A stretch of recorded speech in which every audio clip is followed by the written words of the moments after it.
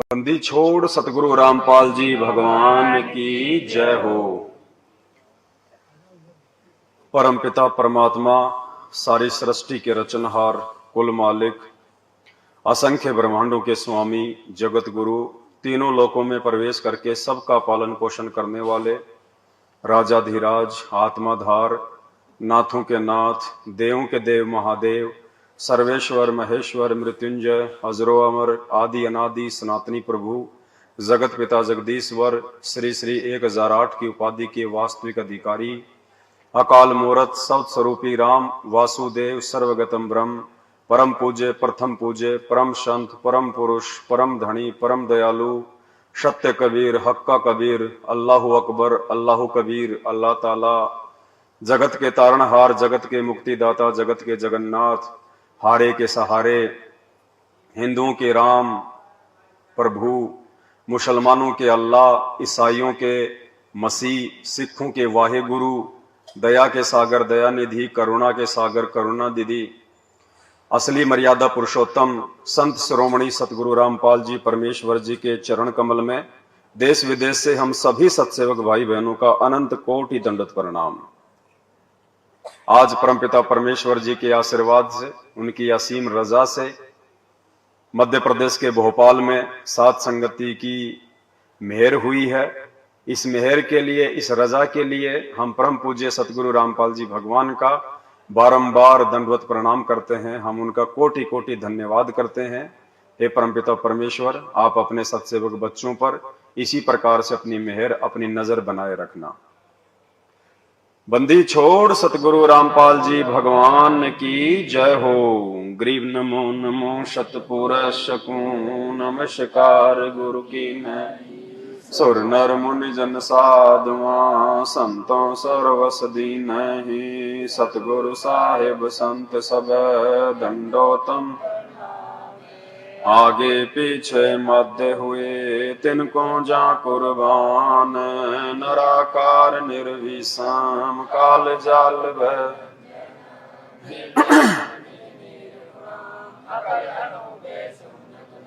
सोहम सुरति समापतम, सकल समाना नीरतल, उजल हिरंबर हरदम बेपरवा,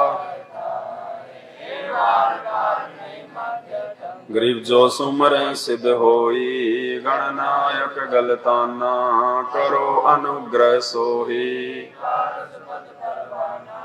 आदि गणेश मनाऊं, गणनायक देवन देवा, चरण कमल लो ल्याऊं, आदि अंत करु सेवा, परम शक्ति संग हृदय सिद्धि दाता,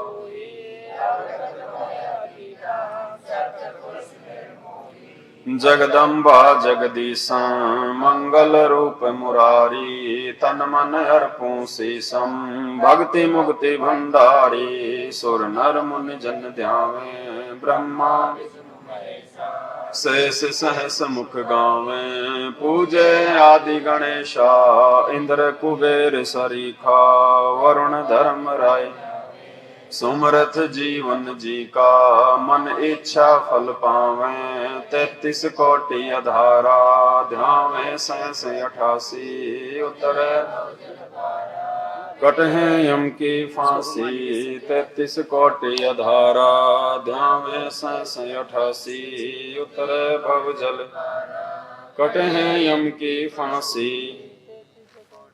फोन को साइड में कर लो, स्पीकर की आवाज कैप्चर करेगा। बंदी छोड़ सतगुरु रामपाल जी भगवान की जय हो। बंदी छोड़ सतगुरु रामपाल जी भगवान। सत्साई भाइयों बहनों, दया परमपिता परमेश्वर जी की इस विशेष समय को, जिस समय के लिए परमपिता परमेश्वर जी ने 4 युगों से इंतजार किया, ये बिचली पीढ़ी का समय है। ये कोई सामान्य समय नहीं है। आप और हमें नॉर्मल समय लग रहा होगा, लेकिन जब हम परमात्मा के तत्व ज्ञान से विचार करेंगे तो हमें पता चलेगा कि हम इस धरती के सबसे सुनहरे समय में जी रहे हैं। इस धरती पे साक्षात परमात्मा अपने वास्तविक रूप में, स्वरूप में धरती पे हम सब के समक्ष हमारे पूज्य गुरुदेव हमारे बाप के रूप में प्रकट है। वर्तमान समय को देवी देवता भी ऊपर से तरसते हैं कि हमें वर्तमान में मानव जन्म क्यों नहीं प्राप्त है, क्योंकि परमात्मा ने इस धरती को, इस मृत लोक को मुक्ति खेत बताया, मोक्ष का द्वार बताया। केवल मानव शरीर में और 21 ब्रह्मांड में ये धरती ही एक ऐसा छोटा सा ये क्षेत्र है जहां से हम 84 लाख योनियों के दुख से बाहर निकल सकते हैं। 21 ब्रह्मांड इतना बड़ा, इतना लंबा चौड़ा, लेकिन ये छोटी सी जगह। अब आप विचार करो, वर्तमान समय में कलयुग की बिचली पीढ़ी में आप और हमारा जन्म, मानव जन्म, धरती पे जन्म, ऊपर से सतगुरु रामपाल जी भगवान की शरण, और उसके बावजूद फिर साध संगति मिल जाना। साध संगति का मतलब है हमारी आंखें खुल जाना, हमारे अंदर वो बुद्धि का विकसित हो जाना जो हम सही और गलत का निर्णय कर सकें। हम अपने गुरु भगवान की मानस रूप में जो आए हुए हैं, हम उनकी पहचान कर सकें। ये सारे जोड़ जुगाड़ मिलना, परमात्मा कहते हैं ये तो बिल्ली के भाग का छीका टूटा है। और इस वर्तमान समय को जो भाई बहन अपनी खुद की कमजोरी से, गलती से, अज्ञानता से चूक जाएंगे, तो ना जाने परमात्मा फिर कितने अनंत युगों के बाद में संभालेगा। क्योंकि अब का बिछड़ा हुआ प्राणी जल्दी से परमात्मा फिर उसको अपनी शरण में नहीं लेगा। तो हमने हर प्रकार से अपने बाप के साथ चलने के लिए तैयार होना है। जो भी हमारे अंदर जो कमजोरियां हैं, अज्ञानता है, सारी हमने 90% तो परमपिता परमेश्वर जी के ज्ञान से, उनकी सुसंगति से, उनके सत्संगों से, और बची कुची 10% कमजोरियां हमने आपस में साध संगति के माध्यम से, भगत मिलन समारोह के माध्यम से दूर करनी है। इसीलिए परमात्मा ने ये थोड़ा सा समय आप और हमें दिया है। तो अब हमने किसी भी प्रकार से बैक नहीं होना है, ना अपनी कमजोरी के चलते, ना लोकलाज के चलते, ना समाज के डर और भय के चलते। हमारी पीठ पीछे वो समर्थ परमात्मा खड़ा है, जो समर्थ परमात्मा 21 ब्रह्मांड को चला रहा है अपनी वचन शक्ति से। परमात्मा कहते हैं जय तू चाले एक कदम मैं चालू कदम 60, जय तू हो जा काठ का मैं हो जाऊं लोहे की लाठ। दोनों ही बातें बता रहे हैं परमात्मा इस वाणी में। अगर तू मेरे लिए, मेरे ज्ञान को समझ के एक कदम भी आगे को बढ़ाएगा, वो चाहे नाम सुमरण में हो, चाहे दान धर्म में हो, चाहे सुकर्म में हो, तो परमात्मा कहते हैं मैं तेरे लिए 60 कदम बढ़ाऊंगा, 60 कदम। और जय तू हो जा काठ का। काठ का मतलब अगर तेरे अंदर थोड़ा सा भी अहंकार आ गया, अभिमान आ गया, कठोरता आ गई, तो कहते हैं जय तू हो जा काठ का, तो मैं हो जाऊंगा लोहे की लाठ। तू अगर हिरण्यकशिपु बन गया ना, तो फिर मैं भी नरसिंह बन जाऊंगा। दोनों तरफ से परमात्मा हमें आगाह कर रहे हैं। भगत के लिए वो भगवान है और दुष्ट के लिए वो राम है, श्री कृष्ण है वो। तो सारी कमजोरियां हमने दूर करनी है। देखो हम आपस में सब भाई बहन हैं। अगर कोई एक भाई बैठ के बीच में अगर अपने छोटे भाई बहनों को अगर समझाता है, तो इसमें उस भगत का कोई श्रेय नहीं होता है। कुछ लोग अपनी कमजोरी के चलते, अपनी छोटी सोच के चलते मीन मेख निकालने लग जाते हैं। ये हमारी कहीं न कहीं ज्ञान की कमजोरी है, ये हमारी बुद्धिमत्ता की ये कमजोरी है। हमने तो फायदा उठाना चाहिए। अरे हम लोग स्कूल में जाते थे, हम पढ़ाई किया करते थे, टीचर हमारे को जो है पढ़ाया करता था। टीचर के पढ़ाने के बाद में यदि कोई हमारा साथी हमारी मदद कर देता था उसी विषय को लेके, तो हम उसको कोई टीचर थोड़ी समझते थे, हम उससे कोई द्वेष थोड़ी करते थे। हम तो मौका देखते थे कि कौन ऐसा विद्यार्थी है, कौन ऐसा मेरा सहपाठी है जो टीचर के पढ़ाने के बाद मुझे और अच्छे से इस चीज को मुझे समझा दे। हम लोग उस चीज का फायदा उठाया करते थे उस भगत का। हम उसे मनमुटाव नहीं किया करते थे कि अपने आप में ज्यादा सियाना समझ रहा है, अपने आप में ज्यादा पढ़ंतरी हो रहा है। हम लोग उसका फायदा उठाते थे कि अगर मैं इसे थोड़ी बहुत सहायता प्राप्त कर लूंगा तो टीचर के डंडे खाने से बच जाऊंगा। तो ठीक वो स्थिति यहां पे है। ये सत्संग हमारा एक मतलब विद्यालय है। सतगुरुदेव भगवान हमारे टीचर हैं, हमारे प्रिंसिपल हैं। हम सब भाई बहन आपस में सहपाठी हैं। हमने तो एक दूसरे का सहारा लेके भक्ति मार्ग में आगे बढ़ना है। तो मन में कभी भी ये चीज नहीं रखनी, और जिसके मन में ये चीज आ गई, जरा सी भी आ गई, जरा सी भी, उसी समय परमात्मा सात संगति से नीचे गिरा देगा। और सात संगति से नीचे गिरा हुआ इंसान नहीं उठ पाएगा, वो कितना ही प्रयास कर लो, क्योंकि ये फाइनल मौका दिया हमें परमात्मा ने। इस समय की महत्वता का भाई और बहनों हमें आगे चल के मालूम पड़ेगा, जब गुरुजी आ जाएंगे और फिर परमात्मा चेक करेगा ना वो कॉपी कि तुमने क्या लिखा मेरे पीछे से। उस समय हमें पता चलेगा इन बातों का। तो हमने कोई भी अपनी जो है कमजोरी जाहिर नहीं करनी है।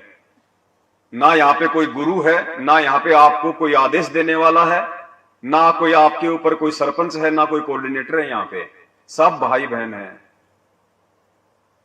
आगे बढ़ना हमारे को, पीछे बैक नहीं होना। अब परमात्मा की महिमा करते हैं, एक शब्द गाते हैं गुरुदेव भगवान का। सतगुरु रामपाल जी भगवान की जय हो, भगवान की जय हो। बंदी छोड़ सतगुरु रामपाल जी भगवान की। तुम मिलके संगत सारी, जय बोलो बंदी छोड़ किए। तुम मिलके संगत सारी, जय बोलो बंदी छोड़ किए। तुम मिलके संगत सारी, जय बोलो जय बोलो बंदी छोड़ की, जय बोलो बंदी छोड़ की, जय बोलो बंदी छोड़ की, जय बोलो बंदी छोड़ की। तुम मिलके संगत सारी, जय बोलो बंदी छोड़ की। तुम मिलके संगत सारी, जय बोलो अग्नि में प्रहलाद बचाया, थारा नाम बिसारा ना। अग्नि में प्रहलाद बचाया, तारा नाम बिसारा ना। जो सतगुरु थारे दर पे आ गया, किसे वक्त भी हारा ना। जो सतगुरु थारे दर पे आ गया, किसी वक्त भी हारा ना। थारी महिमा अपरम पारी, जय बोलो बंदी छोड़ की। थारी महिमा अपरम पारी, जय बोलो बंदी छोड़ की। तुम मिलके संगत सारी, जय बोलो बंदी छोड़ की। तुम मिलके संगत सारी, जय बोलो बंदी छोड़ की।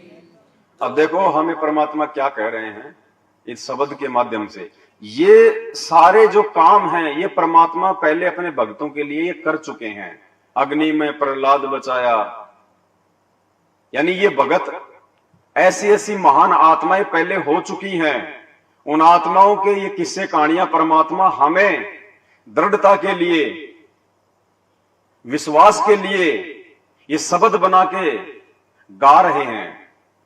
अब भाइयों और बहनों हमने भी वही कर्म करने हैं, उस प्रहलाद के जैसे, मीराबाई के जैसे, ताकि हमारे जाने के बाद में हजारों साल जब ये भक्ति मार्ग चले तो आने वाली आत्माओं के लिए आप और हम एक एग्जाम्पल बन जाएं। हमने वो कर्म करने हैं। इसीलिए तो परमात्मा ने हमारे को प्रहलाद जी की वो कहानी सुनाई, वो किस्सा सुनाया कि अगर विश्वास हो यदि अपने इष्ट पे तो प्रहलाद के जैसा होना चाहिए। 84 प्रकार की यातनाएं उस प्रहलाद को दी गई थी, 84 प्रकार की, लेकिन उसने हार नहीं मानी, घबराए नहीं। वो 10 साल का बच्चा छोटा सा दृढ़ रहा, वो अडिग रहा। 84 प्रकार की यातनाएं, जबकि आज तो हमारे सामने वो परिस्थितियां भी नहीं है।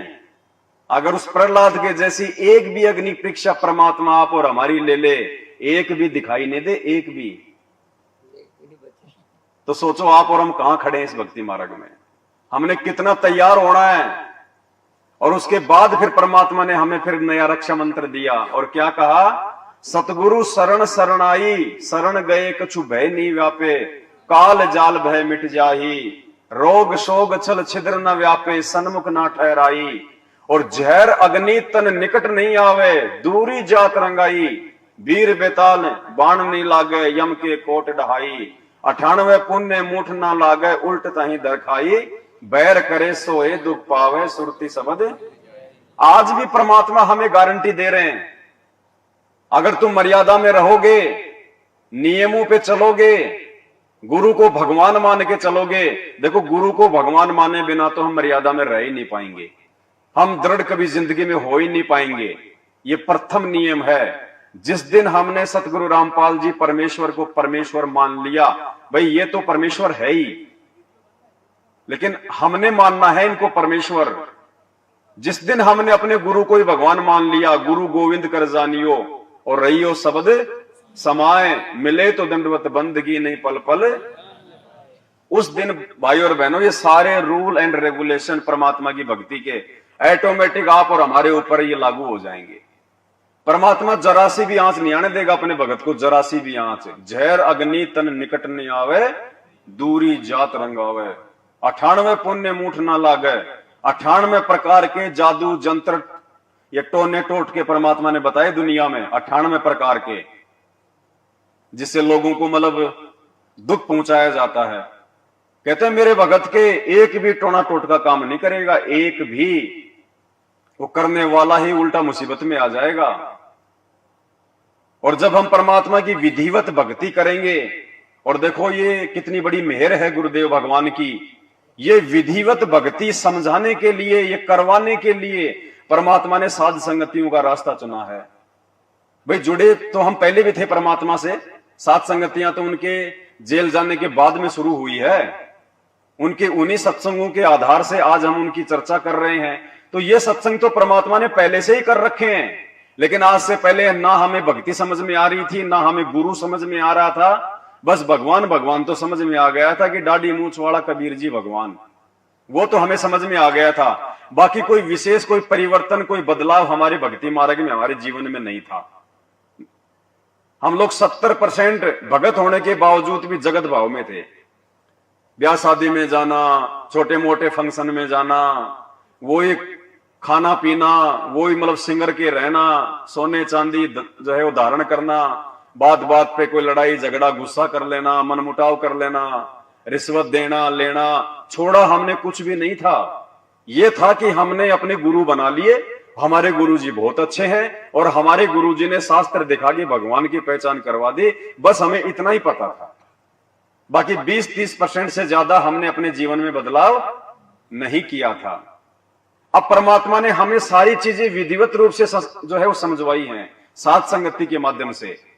और जब हम परमात्मा की इस भक्ति मार्ग पे 50% भी ठीक ठाक तरीके से जिस दिन हम चलने लग गए, उस दिन भी परमात्मा छोटी सी भी जो है चोट नहीं आने देगा अपने बच्चे के। छोटी सी भी, यदि हम लोग 50% भी इस भक्ति मार्ग पे जैसा हमें गुरुजी चाहते हैं बनाना, यदि हमने चलना शुरू कर दिया, तो आज हमारे 90% भाई बहन महादुखी हैं। ये तो जग जाहिर नहीं हो रहा। भगत लोग आपस में किसी से चर्चा नहीं करते कि गुरुजी की बदनामी होगी, बेइज्जती होगी। इनके आश्रमों में लोग मर रहे हैं, बाहर ये खबर नहीं आने देते। दास के पास में बड़ी मुश्किल से समाचार आया, कोई सेवादार वहां गया हुआ था सेवा के लिए, धनाना आश्रम में सेवा करते करते 3 भगत जो है मिट्टी की ट्रॉली के नीचे दब के वहीं मर गए। आज तक इन लोगों ने उस बात को बाहर नहीं आने दिया। अब बताओ वहां पे भगवान बैठा है। तो भाई और बहनों, कुछ नहीं है उधर। ये सात संगतियों पे परमात्मा ने मेहर बख्शी है। और देख लो, सात संगतियों में परमात्मा के बच्चों के जरा सी भी चोट नहीं आने दे रहा परमात्मा, जरा सी भी चोट। क्यों? क्योंकि जो भक्ति परमात्मा हमसे करवाना चाहते हैं उस विधि से हमने भक्ति करना शुरू कर दिया है। और जब हम विधि से भक्ति करना शुरू कर देंगे तो गुरुदेव भगवान ने क्या कहा, क्या समझाया हमारे को। जिस दिन हम विधि से तीनों समय की आरतियां करना शुरू कर देंगे, जैसा कि परमात्मा ने 7 संगतियों में शुरू करवा दी है, खड़े होके भगवान के दरबार के आगे। अरे पहले हम इन पत्थरों के आगे भी तो खड़े होके आरती करते थे, नहीं करते थे? खड़े होके करते थे, विधि से करते थे, नहा धो के करते थे। यहां तो नहाने धोने की भी आवश्यकता नहीं है। तो आज तो साक्षात हमें परमात्मा मिल गया, भगवान मिल गया। बंदी छोड़ है साक्षात इस धरती पे। अभी तो केवल थोड़े से लोगों को पता है, थोड़े से समय में पूरी दुनिया को पता चल जाएगा। परमात्मा ऐसी विकट परिस्थितियां पैदा कर देगा, ना चाहते हुए भी लोगों को इनके चरणों में आना पड़ेगा। क्योंकि एक सत्संग में परमात्मा ने बताया कि जीव की आदत है वो हार नहीं मानता, और भगवान की आदत है वो हार मनवा के छोड़ता है। तो आप देख रहे होंगे क्या माहौल देश और दुनिया का धीरे धीरे तैयार हो रहा है। घुटनों के बल बैठा देगा परमात्मा पूरी दुनिया को। भगवान है, धरती पे आया है, सबको जानकारी करवाएगा, सबको। कोई भक्ति करे ना करे ये उसके संस्कार, लेकिन ये परमात्मा सब तक संदेशा पहुंचा देगा कि धरती पे ये यदि कोई देव है, यदि कोई परम शक्ति है, तो सतगुरु रामपाल जी भगवान है। और जिस दिन हम इस परमात्मा की विधि से भक्ति आरती अपने गुरु को ही परमात्मा मान के शुरू कर देंगे, उसके बाद हमें गुरुदेव भगवान ने बताया कि पुण्यात्माओं, ये 33 करोड़ देवी देवता, ब्रह्मा विष्णु महेश, ये तुम्हारे सिक्योरिटी गार्ड बन के रहेंगे, सिक्योरिटी गार्ड। अब बताओ कितनी बड़ी बात बोली है गुरुदेव भगवान ने कि ये तुम्हारी रक्षा करेंगे। यहां पे अगर तुम्हारे ऊपर अगर किसी ने थोड़ा से भी यदि कोई आंच आने का कोई वो किया प्रयास, तो परमात्मा कहते हैं ये ब्रह्मा विष्णु महेश ही तुम्हारी सिक्योरिटी करेंगे, वरना परमात्मा जबरदस्ती से करवाएगा।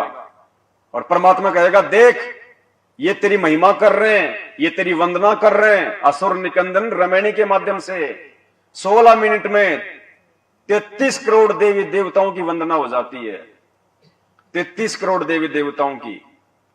उसके बाद में मजबूरन ये हमारे को चाहते हुए भी जो है ये कोई दुख नहीं दे सकते। तो फिर हमें भय किस बात का भाई, हमारे को डर किस बात का? इतना समर्थ परमात्मा जिसके आदेश से देवी देवता भी हमारी सिक्योरिटी में। तो भाई और बहनों, हम कोई छोटी मोटी आत्मा नहीं है। अपने आप को समझो, पहचानो। थोड़ा सा संघर्ष करने की आवश्यकता है, थोड़ा सा। बहुत सारे जैसे टेम्पो वगैरह होते हैं, छोटी मोटी गाड़ियां होती हैं, वो वैसे नहीं होती स्टार्ट। हल्का सा धक्के की आवश्यकता पड़ती है उनको, उसके बाद ऑटोमेटिक स्टार्ट हो जाती है। तो हमने थोड़ा सा संघर्ष करने की जरूरत है। परमात्मा हमारे साथ में ही है, दूर नहीं है। गुरुदेव भगवान है, ये परमेश्वर है, ये कोई आम व्यक्ति नहीं है जो जेल में जाके बैठ गए और इनको कुछ नहीं पता कि बाहर क्या हो रहा है। ये अपने बच्चों के दुख दर्द और तकलीफ से ये पल पल वाकिफ है, पल पल। आज हमें यही तो जो है भक्ति करवा रहे हैं। अगर भगवान जेल में बैठ गए तो हम भक्ति जिंदगी में नहीं कर सकते। शब्द रूप में गुरुदेव भगवान हम सबके साथ में, सबके साथ में। लेकिन परमात्मा का एक विधान है, शब्द रूप में साथ होते हुए भी परमात्मा अपनी उसी आत्मा की रक्षा करता है, उसी आत्मा के काज जो है वो सफल करता है, जो आत्मा जो मर्यादा में रह के जो भक्ति करेगी। और उसके बाद देखो परमात्मा ने इस सत्संग में बताया देवी देवता तुम्हारी सिक्योरिटी में आ जाएंगे। अब बताइए, अब देवी देवता साध संगत की सिक्योरिटी में है या फिर उन आश्रमों में है सिक्योरिटी में? अगर आश्रमों में सिक्योरिटी में होते तो ट्रैक्टर के नीचे 3-3 भगत दब के नहीं मर सकते। मुंडका आश्रम में 3-3 भगत टैंक की सफाई करते समय जहरीले गैस से नहीं मर सकते। और जब भी इनके आश्रमों में समागम होते हैं 10-15 तो मरते हैं आने जाने में, एक्सीडेंट में। बताइए कहां है वहां परमात्मा? भाई वो तो भगवान के लिए आ रहे हैं, भगवान के लिए जा रहे थे। क्या परमात्मा को नहीं पता था इस बात का? लेकिन इसका विधान है, इसका रूल है। इसके नियम तोड़ के चाहे इसकी कितनी पूजा पाठ कर लो, ये परमात्मा साथ नहीं देगा। डॉक्टर चाहे कितना ही अच्छा क्यों ना है, उसके नियम और मर्यादा तोड़ के, उसके परहेज तोड़ के चाहे तुम उसकी कितनी गोली दवाई खा लो, डॉक्टर कुछ नहीं कर पाएगा। क्या कह रहे हैं हमें परमात्मा? इसी प्रकार हम इस संसार में रहेंगे, हम सबका सत्कार करेंगे, लेकिन पूजा हम अपने मालिक की करेंगे, अपने परम पति की करेंगे, जो सबका मालिक है, कबीर भगवान की करेंगे। और ये सभी जितने भी यहाँ के, जैसे असुर निकंदन रामायणी में हम सबका सत्कार करते हैं, छोटे से लेकर 500 तत्वों तक की आरती इसके अंदर आ जाती है, तो हम सबका सत्कार करते हैं। सत्कार करने से विनम्रता आती है, और ये फिर ये ब्रह्मा विष्णु महेश या जितने भी कोई भी हैं देव, ये आपको टच नहीं कर सकते। इनके ऊपर फिर डंडा है परमात्मा का कि ये आपका एक सत्कार करते हैं, और फिर भी आप इनको सताओगे तो इनको ज्यादा सजा मिलेगी। ये जो आपको विधि बता रखी, ये आपके प्रोटेक्शन के लिए है, भगवान का विधान बनाए रखने के लिए है, और आपको इस संसार रूपी सागर से पार होने के लिए सफर में सहयोगी रहेंगे, आपका प्रोटेक्शन करेंगे ये देवता, और सभी आपके घरों के चारों तरफ पहरे दिया करेंगे। तो सतगुरु कबीर साहब के इस नाम से जुड़ जाएगा।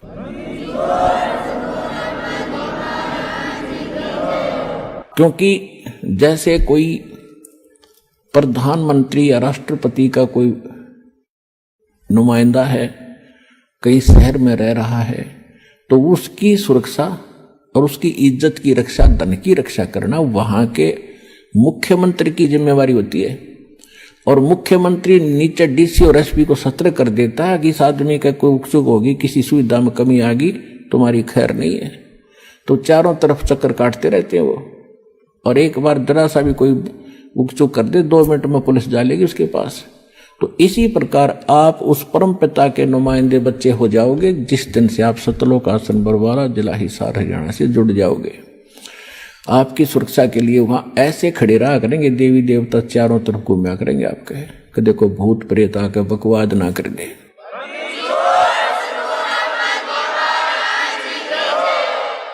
तो भाई और बहनों, ये समर्थ का वचन है, ये किसी आम व्यक्ति के शब्द नहीं है। खुद साक्षात वो कबीर परमात्मा धरती पे संत रामपाल जी के रूप में आके अपने आप को छुपाते हुए ये बातें बोल रहे हैं कि तुम उस कबीर परमात्मा के नुमाइंदे हो गए। जिस दिन हम सतगुरु रामपाल जी भगवान से उपदेश प्राप्त कर लेते हैं, हम उस कबीर परमात्मा के बच्चे हो जाते हैं। सतगुरु स्वयं ही कबीर परमात्मा है। और उस दिन के बाद से यदि हम मर्यादा में रह के भक्ति करेंगे, उसके बाद फिर देखना, भूत प्रेत तो छोड़े तो बहुत छोटी मोटी चीज है। यहाँ का काल हमारे को छू नहीं सकता, हमारे को हाथ नहीं लगा सकता। हम उस समर्थ के बच्चे हैं।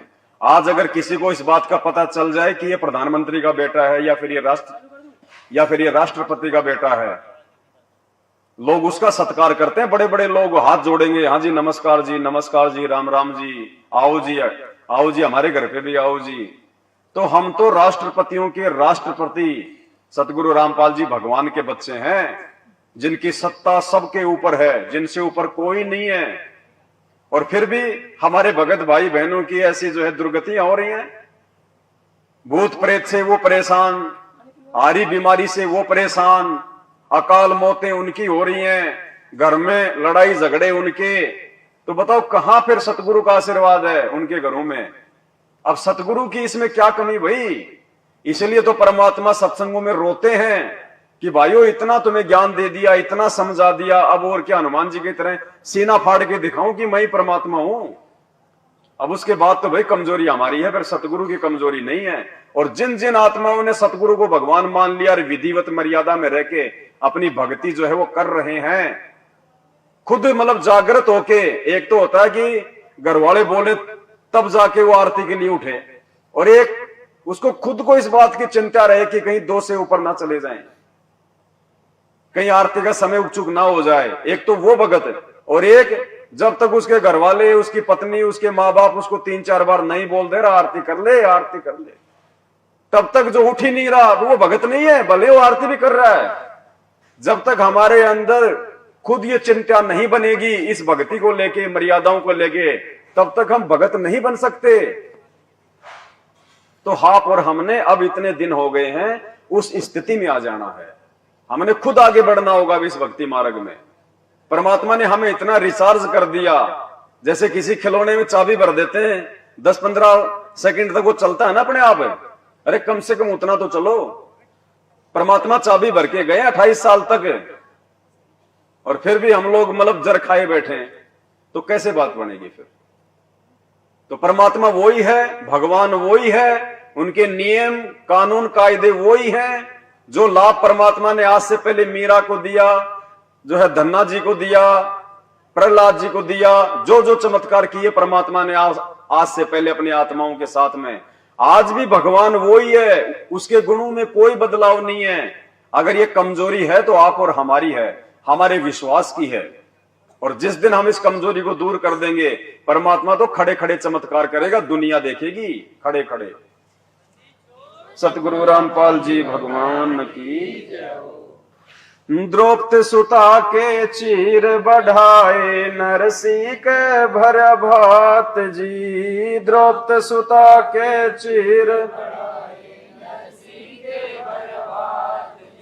दुर्योधन की मेवा त्यागी, साग विदुर घर खात जी। दुर्योधन की मेवा त्यागी, साग विदुर घर खात। बन आए कृष्ण मुरारी, जय बोलो बंदी छोड़ की। बन आए कृष्ण मुरारी, जय बोलो बंदी छोड़ की। तुम मिलकर संगत सारी, जय बोलो बंदी छोड़ की। तुम मिलकर संगत सारी, जय बोलो बंदी छोड़ की। द्रौपदी सुता के चीर बढ़ाए और नरसी के भरा। सारे काम ये परमात्मा करता है, ये कबीर परमात्मा करता है। यहां तक कि नकली संतों के रूप में उनके भक्तों को अगर कोई दर्शन भी होते हैं, कोई लाभ भी मिलता है, तो वो कबीर परमात्मा इस भक्ति की स्थिति को बनाए रखने के लिए सारा खेल खेलता है। सारा खेल ये परमात्मा खेलता है आप और हमारे लिए। अब देखो परमात्मा की हर एक लाइन में, हर एक चौपाई में एक गहरी शिक्षा। आज सरेआम हम भगत भाई बहनों के धन का, दान का दुरुपयोग किया जा रहा है। अंधे होके बेचारे सतलोक आश्रम मैनेजमेंट हरियाणा को दान कर रहे हैं, और उनकी आंखों के सामने उनके धन का, उनके दान का दुरुपयोग हो रहा है। जो परमात्मा हमें ताश तक खेलने के लिए मना करता है, अगर कोई ताश खेल रहा है उसके पास में बैठने के लिए भी मना करते हैं कि बेटा तेरा समय बर्बाद होगा, तेरी जो है सांसें बर्बाद होंगी। मोबाइल में परमात्मा हमारे को वीडियो गेम खेलने के लिए मना करते हैं। हमने अपने बच्चों को भी मोबाइल में कोई कार्टून या वीडियो गेम वगैरह जो है चला के नहीं देने हैं। यहां तक परमात्मा भक्ति मार्ग पे हमारे को पाबंद कर रहे हैं। और उसी परमात्मा के नाम की आड़ में, उसी परमात्मा के बच्चों के ज्योति पाठ और दान के पैसों से धनाना गांव में गुरुदेव के परिवार वालों ने बैडमिंटन का स्टेडियम बनवा दिया। परमात्मा के नियमों की जो है धज्जियां उड़ाते हुए। अब देखो यहां क्या कह रहे हैं परमात्मा, अगर वो दान धर्म यदि उन पुण्यात्माओं ने सोच समझ के किया होता, ज्ञान को आधार बना के किया होता, तो आज उनके कर्म ना फूटते और आने वाले समय में उनकी दुर्गतियां ना होती जो होनी अभी शेष हैं। द्रौपदी सुता के चीर बढ़ाए। क्यों बढ़ाए परमात्मा ने द्रौपदी के चीर? द्रौपदी ने कोई परमात्मा के परिवार वालों को दान धर्म नहीं किया था। द्रौपदी ने किसी ऐरे गहरे को दान धर्म नहीं किया था। द्रौपदी ने कोई अपने भगत भाई बहनों को दान नहीं किया था। द्रौपदी ने एक सुपात्र को दान किया था, पूर्ण परमात्मा को जो है वो दान किया था। आवश्यकता पड़ने पर उन्होंने दान किया था। देखा देखी में नहीं किया कि आश्रमों में पाठ चल रहे हैं, चलो मैं भी पाठ करवा दूं। मेरे कोऑर्डिनेटर का यह आदेश आ गया दान करो, चलो मैं भी जो है दान कर देता हूं। क्या बताया हमें परमात्मा ने? द्रौपदी ने अंधे महात्मा को, और अंधा महात्मा कौन था? खुद वो कबीर परमात्मा। जब द्रौपदी जनाना घाट पे नहाने के लिए जा रही थी अपनी सहेलियों के साथ में, उधर से वो कबीर परमात्मा नदी में एक अंधे महात्मा का रोल करके नहाने के लिए जो है वो नदी में उतर गया। और परमात्मा ऐसी लीला कर रहे हैं, हाथ मार रहे हैं ऐसे बिल्कुल अंधे की भूमिका में, जैसे उनका कुछ खो गया हो।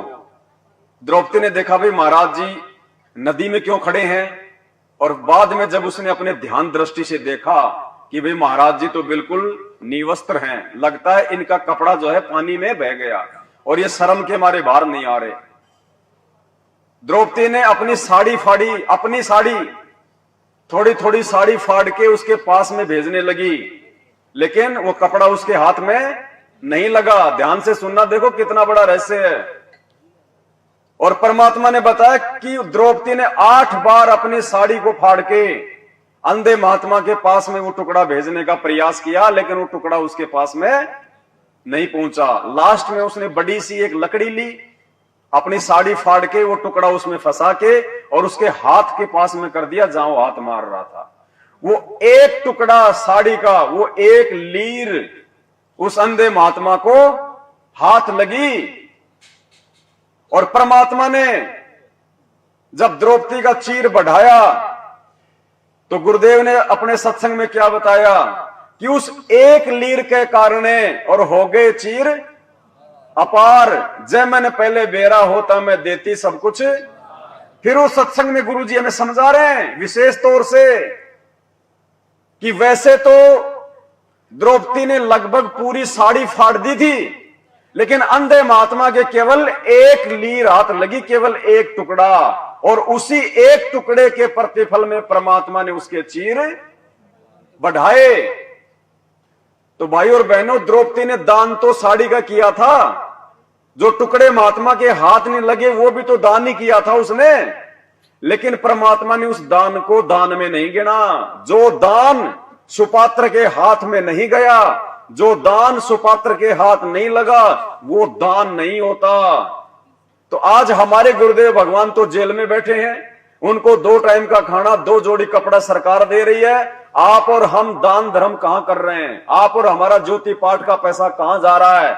सुपात्र के हाथ नहीं लग रहा। इसी कारण दान धर्म करते करते भी जो है आज किसी को भी सद्बुद्धि नहीं आ रही, किसी को भी।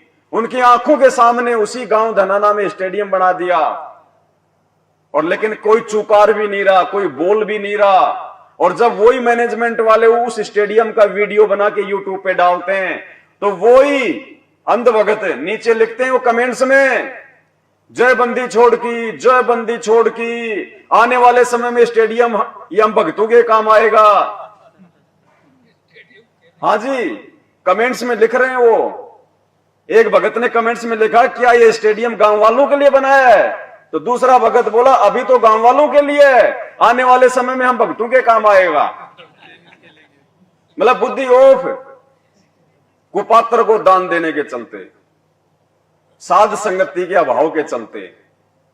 देखो क्या कह रहे हैं परमात्मा। भाई और बहनों, ये छोटी मोटी बातें नहीं है। गुरुजी किसी को भी अलग से बैठा के कोचिंग नहीं देंगे। परमात्मा ने जो भी कुछ कहना होगा अपने सत्संगों में कहेंगे, सामूहिक रूप से कहेंगे, सार्वजनिक रूप से कहेंगे। निष्कर्ष आप और हमने निकालना पड़ेगा, आप और हमने। समुद्र में हीरे मोती होते हैं, लेकिन जो गोताखोर होते हैं वो ही निकाल पाते हैं, बाकी समुद्र किसी को निकाल के नहीं देता अपनी तरफ से। तो सुनो ध्यान से परमात्मा का सत्संग जो परमात्मा ने द्रौपदी के ऊपर किया है, और क्या समझा रहे हैं परमात्मा हमें सत्संग के माध्यम से। हमें निष्कर्ष निकालना पड़ेगा। घर पे भी जब हम परमात्मा के सत्संग सुनते हैं तो हमने बहुत ध्यान से सुनना है परमात्मा का सत्संग। पता नहीं कौन से समय, कौन से सत्संग में परमात्मा क्या रहस्य दे दे। अलग से तो परमात्मा ने किसी को कोई बात बताई नहीं है, सारी बातें उनके सत्संगों से निकल के आ रही हैं। तो अब हमने परमात्मा के प्रत्येक वचन को ध्यान से सुनना पड़ेगा जब हम उनके सत्संग सुनते हैं। तो वो द्रौपदी की कथा जो हमने हजारों बार सुनी, लेकिन हमने कभी उन पे विचार नहीं किया कि परमात्मा क्या संकेत कर रहे हैं।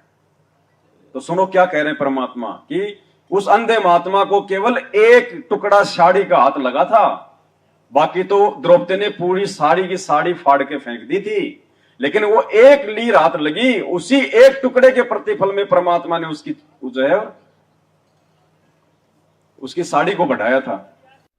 धर्म बिना धापे नहीं ये प्राणी प्रपंच, आस बिरानी क्यों के रत्न दिया हो तो संच। यदि पहले दान किया तो आज मिलेगा, अन्यथा चाहे सिर पटक ले, चाहे कितने किसी प्रकार की तू अन्य साधना कर ले। हाँ, मान लीजिए तेरे भाग्य में नहीं है, पूर्व में दान नहीं कर पाया, तो अब आपको तरीका बताया जा रहा है, ऐसे कीजिए। प्रमाण है कि जैसे द्रौपदी ने उसी जन्म में एक अंधे महात्मा को एक बिल्हाता अर्थात 8-9 इंच का एक कपड़ा लंगोट टाइप कोपीन टाइप बना कर पाड़ के दिया था। यानी वैसे तो उसने लगभग सारी साड़ी पाड़ कर डाल दी थी नदी में। अंधा महात्मा था, हाथ नहीं लग गया, वह एक लकड़ी के लपेट कर उसके हाथ के लगा दिया। अर्थात उस इतने के कपड़े का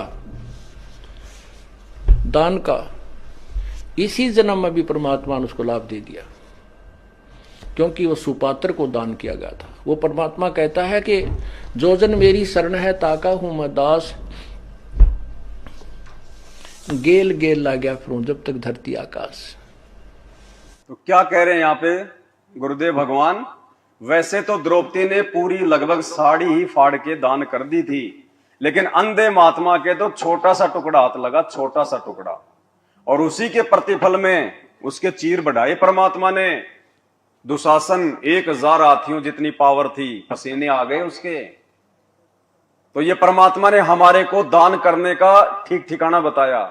मैं तो बताया परमात्मा ने कि सुपात्र को दान धर्म किया जाता है, कुपात्र को नहीं किया जाता। और क्यों आज उन लोगों की दुर्गतियां हो रही हैं जो उनके पीछे चल रहे हैं आंख बंद करके? परमात्मा ने हमारे को बताया कि भगत को जो है पंचायती होना चाहिए, भगत को सच कहने वाला होना चाहिए, सही और गलत का निर्णय करने वाला होना चाहिए भगत को। मालिक ने एग्जाम्पल दिया, महाभारत के युद्ध में भीष्म पितामह, द्रोणाचार्य और कर्ण, इनका शरीर बाणों से छलनी क्यों कर दिया गया? ये तो इतने महान योद्धा थे, उसके बावजूद भी उनकी ऐसी दुर्गति से मौत क्यों हुई? तो परमात्मा ने बताया कि महाभारत के युद्ध में उन्होंने सच को सच नहीं कहा। आंखों के सामने उनके जो है वो गलत होता रहा, उसके बावजूद उन्होंने सभा में खड़े होके सच कहने की, सही कहने की, जो है सत्य का पक्ष करने की उन्होंने हिम्मत नहीं दिखाई, जिस कारण से आगे चल के उनकी ये दुर्गति। तो परमात्मा ये सत्संग हमें क्यों सुना रहे हैं भाई? हमें क्या मतलब है? परमात्मा ने इसलिए सुनाए कि आगे चल के तुम्हारे सामने भी वो धर्म संकट की स्थिति पैदा होगी। वो महाभारत मेरी संगत में भी होगा, और उस समय तुम क्या करोगे?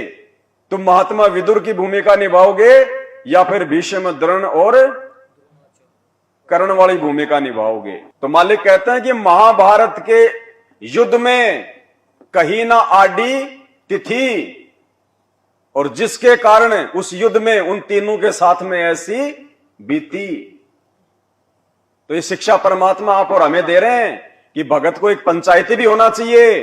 बात कहो तो सत्य कहो, अन्यथा वहां से उठ के चल दो, फिर बैठने की आवश्यकता नहीं है। भीष्म पितामह और द्रोणाचार्य, इन्होंने महाभारत के समय इनके साथ कैसी दुर्गति से मरे ये तीनों के तीनों। तो क्या कहते हैं कि द्रौपदी चीर हरण में उन्होंने कहीं न आडी तिथि, अर्थात महाभारत में उनके ऐसी बीती। भीष्म पितामह बाणों से छान दिया गया और पड़ा पड़ा कर रहा, उसके अंदर रो रहा है, पता नहीं कितने दिन में जाकर उसके प्राण निकले। ऐसे द्रोणाचार्य की मृत्यु हुई, ऐसे कर्ण को बाणों से छान दिया गया था। तो पुण्यात्माओं कहा कि द्रौपदी चीर हरण में कहीं न आडी तिथि, उन्होंने कुछ भी नहीं बोले, तात महाभारत में उनके साथ ऐसी बीती। तो पुण्यात्माओं हमने एक नेक इंसान भी बनना है, अपने जो सामाजिक व्यवहार के अंदर भी हमने खरा होना है, अपने कर्म बिगड़न नहीं देने। ठीक है, कहीं जाना पड़े कोई 10 आदमी इकट्ठे हों तो सच्ची बात कहे, मानने तो ठीक से ना उठ के चला जा, अपने कर्म धर्म बिगाड़ियो ना। कहते तुमने धर्म उस दरगाह का मैल नहीं देखा, धर्मराज के तिल तिल का लिखा। आपकी सोच का भी अकाउंट होगा। अब बताओ, उस धनाना आश्रम में मिट्टी से भरी हुई ट्रॉली के नीचे 3 भगत दब के मरे, तो ये थोड़ी है कि वो दबते ही मर गए, 2-3 मिनट लगी होंगी, सांस उनका घुटा होगा, वो तड़पे होंगे। तो इन भक्तों के तो भीष्म पितामह से भी भयंकर दुर्गति से मौत हुई है, सतगुरु की शरण में आने के बाद भी। कोरोना में हमारे हजारों भगत भाई बहन मरे कि नहीं मरे?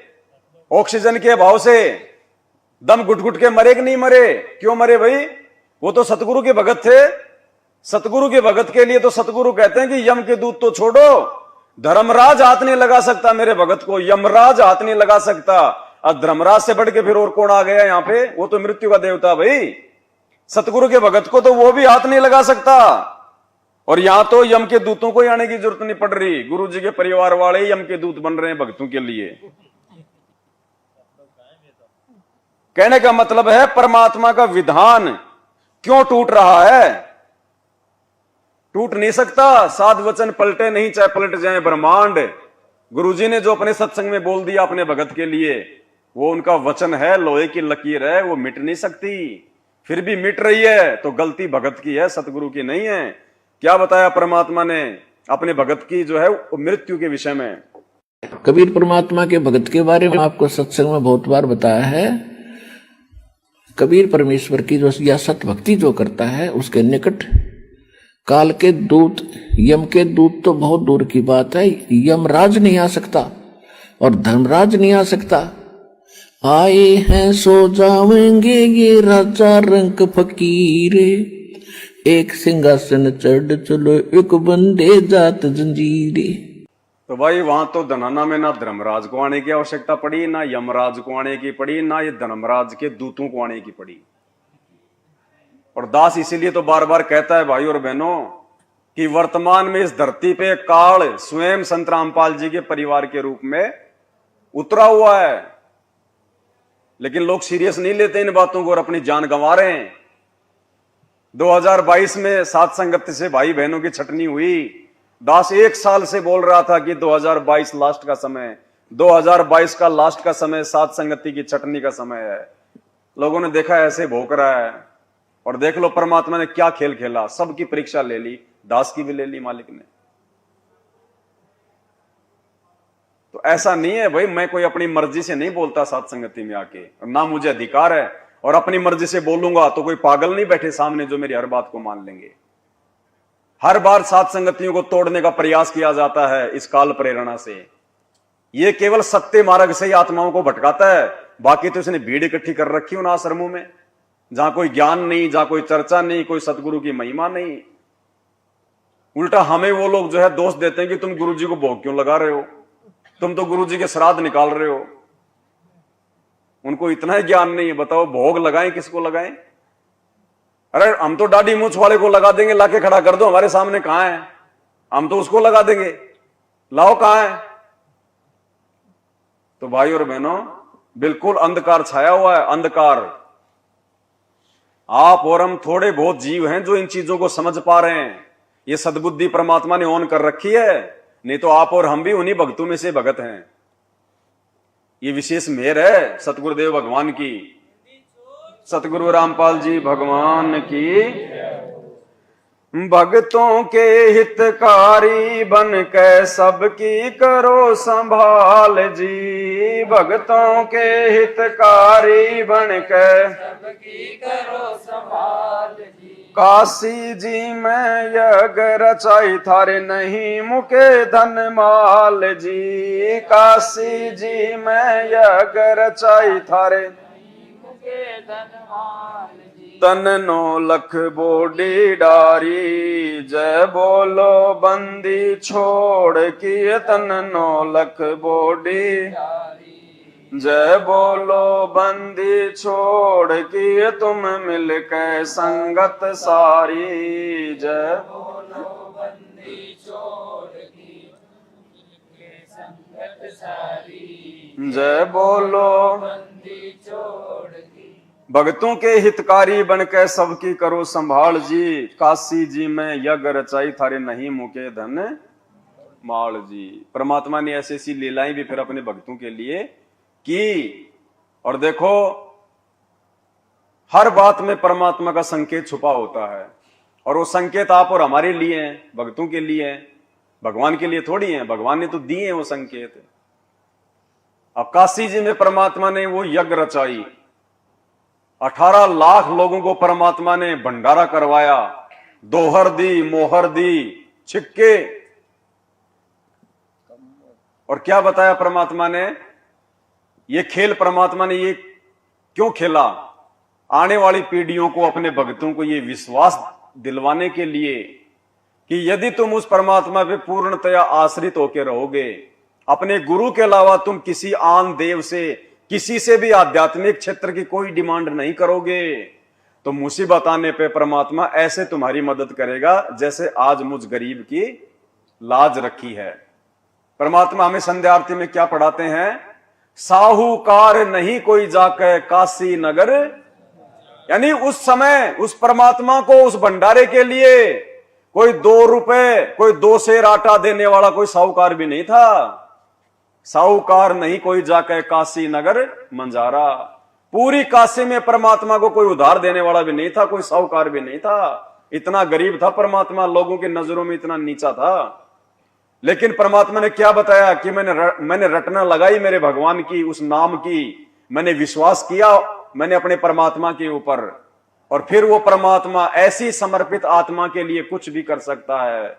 कल पे कारण कौन है, तू कर सेवा निकाम, मन इच्छा फल देऊंगा जब पड़ेगा मेरे से। तो आज गुरुदेव भगवान हमें वही चीजें समझा रहे हैं कि जितना जल्दी और जितना तुम अपने गुरु के प्रति समर्पित हो जाओगे हर प्रकार से, उसके बाद देखना फिर परमात्मा भंडारे खोल देगा, भंडारे। अभी तक बताओ, साथ संगत से जुड़े हुए चंद भाई बहनों के अलावा कौन है जो समर्पित है? कोई समर्पित नहीं है। समर्पित तो उस समय होंगे जब हमारे को पहचान होगी। सबके घर में 5-5 भगवानों की पूजा हो रही है।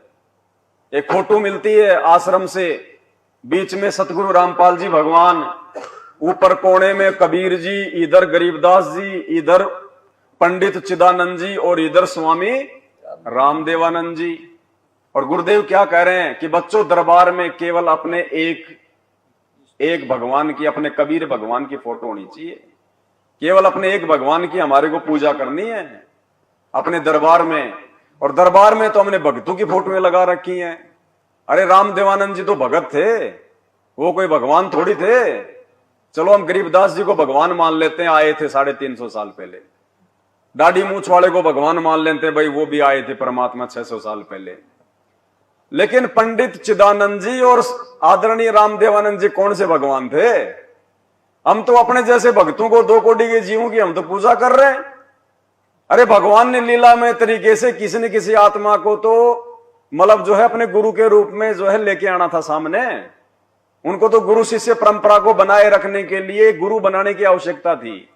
उन्होंने तो एक मुंह बोला गुरु बनाया था अपना, और गुरु वो बनना भी नहीं चाह रहे थे। आपको रियलिटी बताते हैं, जिस प्रकार 650 साल पहले काशी में जब कबीर परमात्मा ने पंडित रामानंद जी को अपना गुरु बनाया, वो रोने लग गया था रामानंद कि भगवान ये पाप मेरे से नहीं होगा, आप तो जगत गुरु हो, मैं कैसे आपका जो है गुरु बन सकता हूं।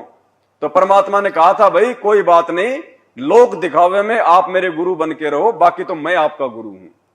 अगर यदि आज आप मेरे गुरु बन के ये लीला नहीं करोगे तो कल को फिर कोई जो है गुरु बनाने की आवश्यकता नहीं समझेगा कि भैया तुम कबीर जी का नाम लेते हो ना, कबीर जी ने कौन सा गुरु बनाया था। तो भक्ति मार्ग आगे नहीं बढ़ पाएगा। ठीक वही लीला, सेम टू सेम लीला परमात्मा ने 17 फरवरी 1988 को, क्योंकि वो स्वामी रामदेवानंद जी वो तो इंतजार कर रहे थे कि कब वो परमात्मा इस धरती पे आवे, कब वो परमात्मा जो है वो इस धरती पे आवे। पहचान वो भी नहीं पा रहे थे। जब 17 फरवरी 1988 को सतगुरु रामपाल जी भगवान एक भगत की भूमिका में उनके पास में गए आश्रम में, तो भाई और बहनों ये सारी की सारी बातें परमात्मा और उनके बीच में ये गुप्त रूप में हुई थी। फिर सारी की सारी रामानंद जी नहीं चाह रहे थे कि मैं आपका गुरु बनूं, मैं आपका जो है वो गुरु बनूं, लेकिन परमात्मा ने सेम टू सेम वो लीला की। और परमात्मा ने फिर भेद दे दिया, संकेत दे दिया परमात्मा ने। ये पुस्तक है जब जब भूल पड़े, आप और हमारे घर में तो नहीं होगी, लेकिन मैनेजमेंट वालों के हर के घर में मिलेगी।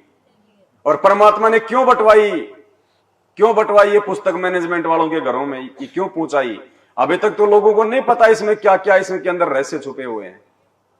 लेकिन उन्होंने एक मतलब ईर्ष्या भाव में आके कि इसमें संजय और पवन के खिलाफ लिखा हुआ, बांट दो सबको, बांट दो सबको, सबके घर में बंटवा दी। अब इसमें क्या क्या संकेत दे रखे हैं परमात्मा ने अपने भगवान होने के विषय में।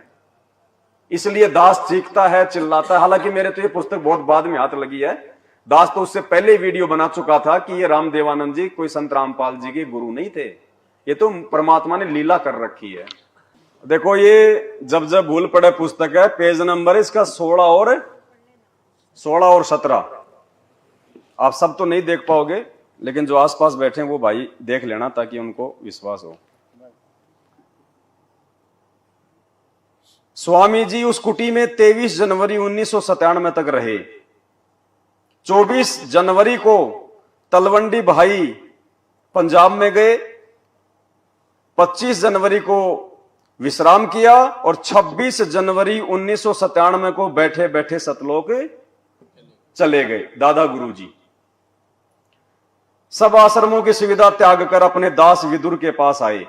सतगुरु रामपाल जी भगवान कह रहे हैं कि सभी आश्रमों को त्याग के दादा गुरु जी मुझदास के पास में आ गए थे लास्ट में। वहां जब देखा कि यथार्थ कबीर पंथ 13वां पंथ की नींव दृढ़ हो चुकी है तो सतलोक चले गए। जब उनका जिंद कुटिया में डेरा था, दास उनकी आज्ञा लेकर गांव में सत्संग व पाठ करने गया। सेवादारों को बताया था कि दास उस दिन आएगा, तब तक गुरुजी का ध्यान रखना। उस निश्चित दिन को दास कुछ लेट हो गया। देखो ये लीला की परमात्मा ने। गुरुजी ये गांव में सत्संग करने के लिए गए और भक्तों को बोल गए कि भैया मैं आऊंगा फलाने दिन, और तब तक तुम दादा गुरुजी का जो है ध्यान रखना। तो गुरुजी कह रहे हैं कि मैं जो टाइम बता के गया था कि मैं फलाने दिन आऊंगा, मैं थोड़ा सा आने में लेट हो गया। कुटिया में केवल गुरुजी के स्नान आदि की व्यवस्था शुद्धता से की हुई थी। शुद्धता का ध्यान रखते हुए दास जिंद पहुंचकर किसी भगत के घर स्नान करने लगा, जिस कारण से देरी हुई। उस समय तक सेवादारों ने 10 बार पूछा कि रामपाल आया है। दादा गुरुजी ने सेवादारों से पूछा, रामपाल आया है, रामपाल आया है। उनको तान रखा था कि पता करो क्यों नहीं आया। उस समय मोबाइल को तो कोई जानते भी नहीं थे, अन्य फोन भी गांव में नहीं थे। जब भक्तों को पता चला तो एक भगत आया और बोला, स्वामी जी ने 10 बार पूछ लिया कि कहां है, आज आने की कह गया था, क्या कारण हुआ। दास उसी समय भगत की मोटरसाइकिल लेकर तत्काल पहुंचा। गुरुजी मोटरसाइकिल लेके दादा गुरुजी के पास में तुरंत पहुंच गए। कई भगत बैठे थे। दास ने दंडवत किया। भाई जब अगर परमात्मा जब कोई लीला अपने हाथ में लेता है तो उसको पुण्यात्मा पूरी तरह से निभाता है। अंधे महात्मा की लीला की द्रौपदी के सामने तो अंधे वाली की, और जब उन्होंने एक भगत की भूमिका की 17 फरवरी 1988 को, तो भगत की भूमिका की परमात्मा ने, कोई पहचान नहीं सकता उसको। ये असली लीलाधर है। असली लीलाधर ये है, श्री कृष्ण जी नहीं है। ये है असली लीलाधर। जो लीला ये करता है उसको बखूबी निभाता है, कोई पहचान नहीं सकता।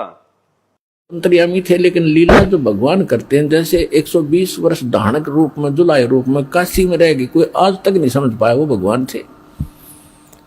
आज समझ में आ गया कि वो परमात्मा थे और हैं और रहेंगे। तो ये लीला ऐसी गजब की करता, कोई सोच भी नहीं सकता यू भगवान है रह कैसे। अंधे की लीला करे थे, अंधे वाली करी पूरी। इस काल को भी धोखा देता है, यही वेद में लिखा है। और यही नानक साहब कहते, ए ठगवाड़ा ठगी देश खरा सियाणा बोता बार, ये धारणक रूप रहा करता है। और खुद कहते भगवान सोचल सीधर मैं करूं अपने जन के काज। तो लीला भगवान जब भगत की करेगा तो भगत की पूरी निभाएगा, दंडवत भी करेगा, सारे काम करेगा। दास ने दंडवत किया, चरण चंपी करने लगा, उनके चरणों की चंपी करने लगा, सेवा करने लगे, मालिश करने लगे गुरुजी। दास का सिर पकड़ा और ऊपर को किया। दादा गुरुदेव ने संत रामपाल जी का सिर पकड़ा और ऊपर किया, और सब भगत खड़े थे आसपास में। और क्या कहा, यह लाइन समझने की है। क्या कहा, बोले मैंने भगवान पा लिया। क्या बोले, मैंने भगवान पा लिया। और देखो भगत जी क्या लिखा हुआ है, तेरा पाना दुर्लभ हो गया। संत रामपाल जी को कह रहे हैं उनका सिर पकड़ के, कि मैंने भगवान पा लिया और तेरा पाना दुर्लभ हो गया, मुश्किल हो गया। सतगुरु रामपाल जी भगवान की। दास चुप रहा। अब गुरु जी क्या बोले, समझना तो उन लोगों ने था जो आसपास में खड़े थे कि ये कौन है। गुरु जी चुप रहे, कुछ नहीं बोले, दास चुप रहा। गुरुदेव की अंतरात्मा की आवाज थी, यानी ये झूठ नहीं है। गुरुदेव कह रहे हैं कि ये झूठ नहीं है, ये उनकी अंतरात्मा की आवाज थी, क्योंकि उन्होंने पहचान लिया था, उनका एग्रीमेंट पहले हो चुका था। ये अंतरात्मा की आवाज थी। अगले दिन तनवंडी भाई वाले आश्रम में चले गए, वहां से सतलोक गमन किया। सतगुरु रामपाल जी भगवान की जय हो। तो भाई और बहनों, धरती पे कोई सामान्य व्यक्ति नहीं है, सामान्य पुरुष नहीं है। ये दुनिया तो भगवान को ना पहले पहचान पाई ना आगे पहचान पाएगी। पहचान वही पाएंगे जो अधिकारी हैं। मालिक कहते हैं ना, गोता मारूं स्वर्ग में जा बैठूं पाताल, गरीब दास ढूंढता फिरूं अपने हीरे मोती। तो जो हीरे मोती लाल होंगे वो ही पहचान पाएंगे। दास गरीब कहे नरलोई, सतगुरु चीने बिरला कोई बिरला ही पहचान पाएगा सतगुरु को, भगवान को, परमात्मा को। बाकी देख लो, उन्हीं से नाम दीक्षा लेके आप और हमारे भाई बहनों की क्या दुर्गति कर रखी है उन्होंने।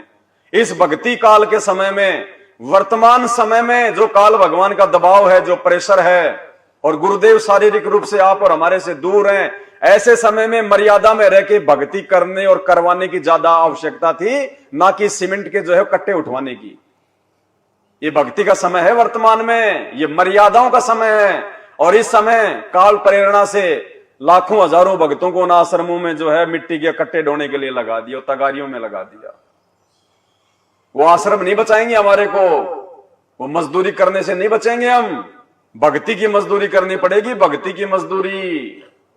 वो लोग तो अपने धार्मिक धंधे के लिए सब कुछ कर रहे हैं, हम क्यों मूर्ख बन रहे हैं उनके पीछे। तो जो विचार नहीं कर पा रहे, देख लो आज काल कैसे उनको जो है मजदूर बना के छोड़ दिया उनको भगत से।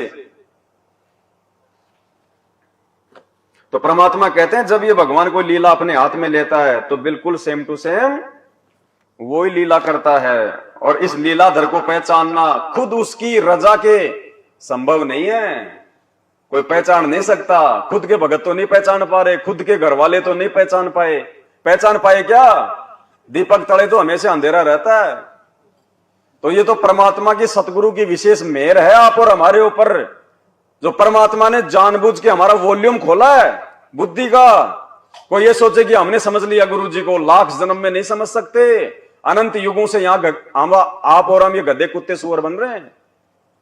आज इस सतगुरु ने मेहर करी, हमारी बुद्धि का वॉल्यूम खोला परमात्मा ने, क्योंकि हम सब तो यंत्र हैं और वो है यंत्री। भाई चाहे पंखा चाहे कितना महंगा क्यों ना हो, जब तक उसका स्वामी नहीं चलाएगा वो चल जाएगा क्या अपने आप? पंखे की कोई औकात नहीं, चाहे वो चांदी का क्यों ना हो। तो हम भक्तों की औकात नहीं, हम लोग तो यंत्र हैं। हमारा स्वामी वो है, हमारा रिमोट हमारे गुरुदेव के हाथ में है। काल भगवान ने क्या कहा इस गीता में कि बलवानों का बल और बुद्धिमानों की बुद्धि मेरे हाथ में है। और उस काल का रिमोट भी हमारे सतगुरुदेव जी के हाथ में है। तो ये मालिक की मौज भाई, वो किसका रिमोट ऑन करे किसका ऑन ना करे। मालिक कहते हैं, सब सुमरे अपने अनुमाना, तो गति लखी न जाए। कहे कबीर कृपया कर जन पर ज्यों की त्यों। जिस पे सतगुरु मेहर करेगा उसी को एज इट इज ज्यों की त्यों समझ में आ सकती है, वरना नहीं आएगी। तो ये आप और हमारा कोई सौभाग्य है।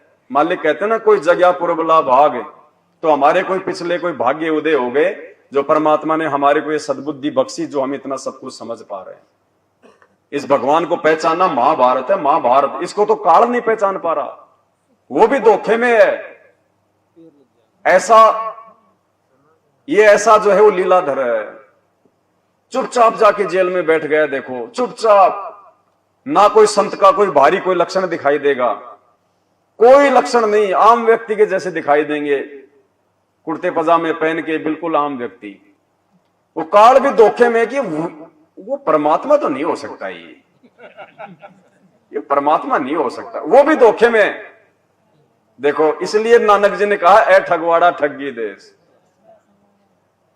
तो भाई और बहनों, आप और हमारी क्या औकात है जब काल नहीं पहचान पा रहा, लेकिन परमात्मा ने पहचान करवा दी। अब बताओ, इनसे बड़ा दीनदयाल है कोई और? जब ये हमारे ऊपर इतने मेहरबान हैं, तो हमने भी अब इन पीछे नहीं हटना है। हमने इसी समय, इसी जन्म में इनके साथ में चलने की पुरजोर कोशिश करनी है, पूरा प्रयास करना है, एडी से चोटी तक का जोर लगा देना है। जो संघर्ष करना पड़े हम वो संघर्ष हम वो करेंगे। ये मीरा का उदाहरण हमें परमात्मा ने क्यों दिया? गुरुदेव कहते हैं मीरा, जब मीरा संघर्ष कर सकती है तो क्या आज की माता बहनें नहीं कर सकती? मीरा के कोई 4 हाथ पैर थे क्या? और आज तो इतना अच्छा समय है, आपको इतने अधिकार प्राप्त हैं, पता नहीं तरह तरह के संगठन बने हुए हैं, आप वहां जाके अपनी बातें भी रख सकते हो। यदि आपको कोई घर वाले ज्यादा अगर वो दबाव दे देते हैं तो भक्ति ना करने के लिए। और बाकी तो सबसे बड़ा संगठन हमारा गुरुदेव भगवान है, उनसे यदि हम रो रो के प्रार्थना करेंगे, परमात्मा सारे रास्ते खोल देगा, हमें कहीं जाने की आवश्यकता नहीं है। सतगुरु रामपाल जी भगवान की। गज और गरा लड़े जल भीतर, गज का फंद छुटाया था। गज और गरा लड़े जल भीतर, सम्मन के घर सतगुरु आए, सेऊ भेंट चढ़ाया था। सम्मन के घर सिर काट धरे अलमारी, जय बोलो बंदी छोड़ किए सिर काट धरे अलमारी। जय बोलो बंदी छोड़ तुम मिल के संगत सारी, जय बोलो बंदी छोड़ किए तुम मिल के संगत सारी, जय बोलो बंदी छोड़ की। अब सम्मन के घर पे परमात्मा गए, और देखो परमात्मा को भोग लगाने के लिए, भाई जब परमात्मा सम्मन के घर पे गए तो वो किस रूप में गए थे? क्या थे वो सम्मन के? गुरुजी थे ना। तो सम्मन ने किसको भोग लगाने के लिए अपने बेटे का सिर काटा? गुरुजी को। भोग की आरती में हम रोज पढ़ते हैं, आज मिलन बधाइयां जी संगते भोग गुरानो।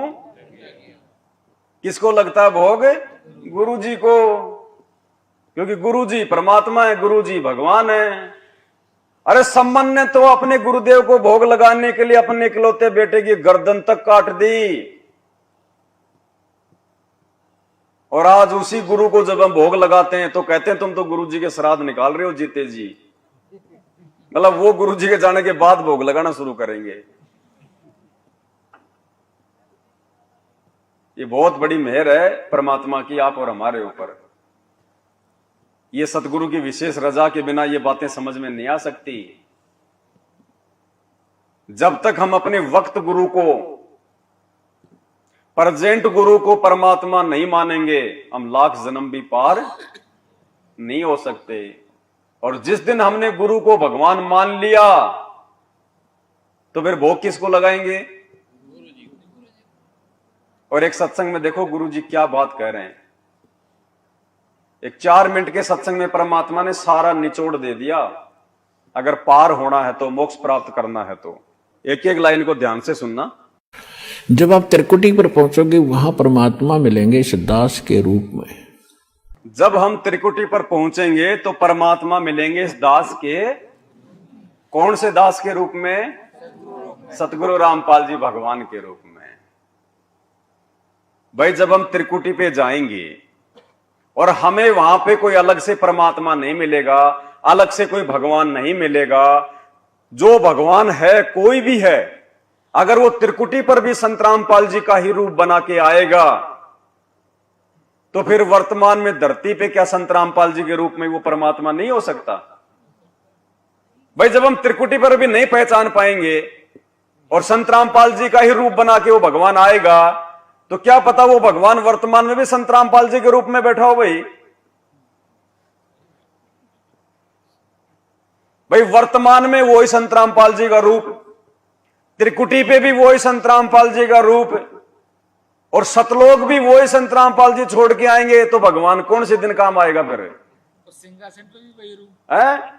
और सैकड़ों भक्तों ने अपने इंटरव्यू दिए कि सतलोक के सिंहासन पे भी संत रामपाल जी बैठे हुए हैं। तो फिर वो तो भाई भगवान और है कौन? अगर है तो सामने क्यों नहीं आता? ये छुपन छुपाई खेलने का काम तो उस काल भगवान का है, वो नहीं आता सामने। तो परमात्मा ये साबित कर रहे हैं कि धरती पे तुम्हारे गुरु के रूप में खुद कबीर परमात्मा विद्यमान है, प्रकट है, मौजूद है। बहुत ध्यान से सुनना, ये सत्संग 4 मिनट का है। गुरु जी कह रहे हैं जब तुम त्रिकुटी पे जाओगे उससे पहले तुमसे सारी रिहर्सल, सारा अभ्यास यहीं धरती पे करवाया जा रहा है, क्योंकि सबसे बड़ी परीक्षा हमारी कहां होगी? त्रिकुटी पे। यहां नहीं होगी परीक्षा धरती पे। धरती पे तो खाली हमारे को पढ़ाई जा रही है, वो परीक्षा देने के लिए। जैसे बच्चा नौकरी कहां लगता है? स्कूल में या फिर स्कूल से बाहर? स्कूल में तो उसको पढ़ाई जो है पढ़ाई जाती है नौकरी के लिए, स्कूल में नौकरी नहीं मिलती उसको। इसी प्रकार ये शरीर छूटने के बाद में जब वो त्रिकुटी पे हमारी परीक्षा होगी, उसकी पढ़ाई हमारे को इन आश्रमों में गुरुदेव पढ़ा रहे हैं, सत्संग कर करके अभ्यास करवा रहे हैं कि उस फाइनल परीक्षा में तुम फेल ना हो जाओ। और उस फाइनल परीक्षा में फेल ना हो, उसके लिए भगवान हमारे छोटे छोटे एग्जाम साध संगति से ले रहा है। साध संगति से परमात्मा रिहर्सल करवा रहा है। ध्यान से सुनना। गुरु को मानुष नहीं जाने, गुरु गोविंद कर जानियो, रहियो शब्द समाए, मिले जब दंडवतम बंदगी, नहीं पल पल ध्यान लगावे। गुरु गोविंद दोनों खड़े, काके लागू पाए, बलिहारी गुरु अपना जिन गोविंद दियो मिलाए। अब परमात्मा ने यह सिद्ध करना हमारे को एक ट्रेनिंग दे रहे हैं कि जैसा व्यवहार आप इस दास के प्रति कर रहे हो, ऐसा ही भगवान के प्रति माना जाएगा। क्या कह रहे हैं गुरु जी? कि जैसा व्यवहार, जैसा बर्ताव तुम अपने गुरु जी के प्रति कर रहे हो, सेम टू सेम बर्ताव, सेम टू सेम व्यवहार त्रिकुटी पे भगवान के प्रति माना जाएगा। आज यदि हम अपने गुरु जी को भोग लगाएंगे तो वो किसको माना जाएगा? भगवान को। यदि हम अपने गुरु जी का प्रकट दिवस मनाएंगे तो वो किसका माना जाएगा? तो बताओ हम क्या गलत कर रहे हैं? हम तो गुरु जी के सत्संग रूपी वचन पे चल रहे हैं। क्या कह रहे हैं परमात्मा? कि जैसा व्यवहार आप इस दास के प्रति कर रहे हो, ऐसा ही भगवान के प्रति माना जाएगा। और जैसा आप दिन में रिहर्सल कर रहे हो, रात में सौपन भी वैसे ही आएंगे। तो संसार छोड़कर जब जाओगे आपको सौपन सा बनेगा। तो जैसा आपकी आस्था यहां वहां तो सामने स्पष्ट नजर आओगी, तो वहां आपकी परीक्षा होगी। अब जैसे वहां गुरु जी के साथ भगवान खड़ा हो, आपने परमात्मा को देखा नहीं, केवल चित्र देखे हैं उनके। क्या देखे आपने? तो क्या वो चित्र वाला भगवान नहीं है फिर?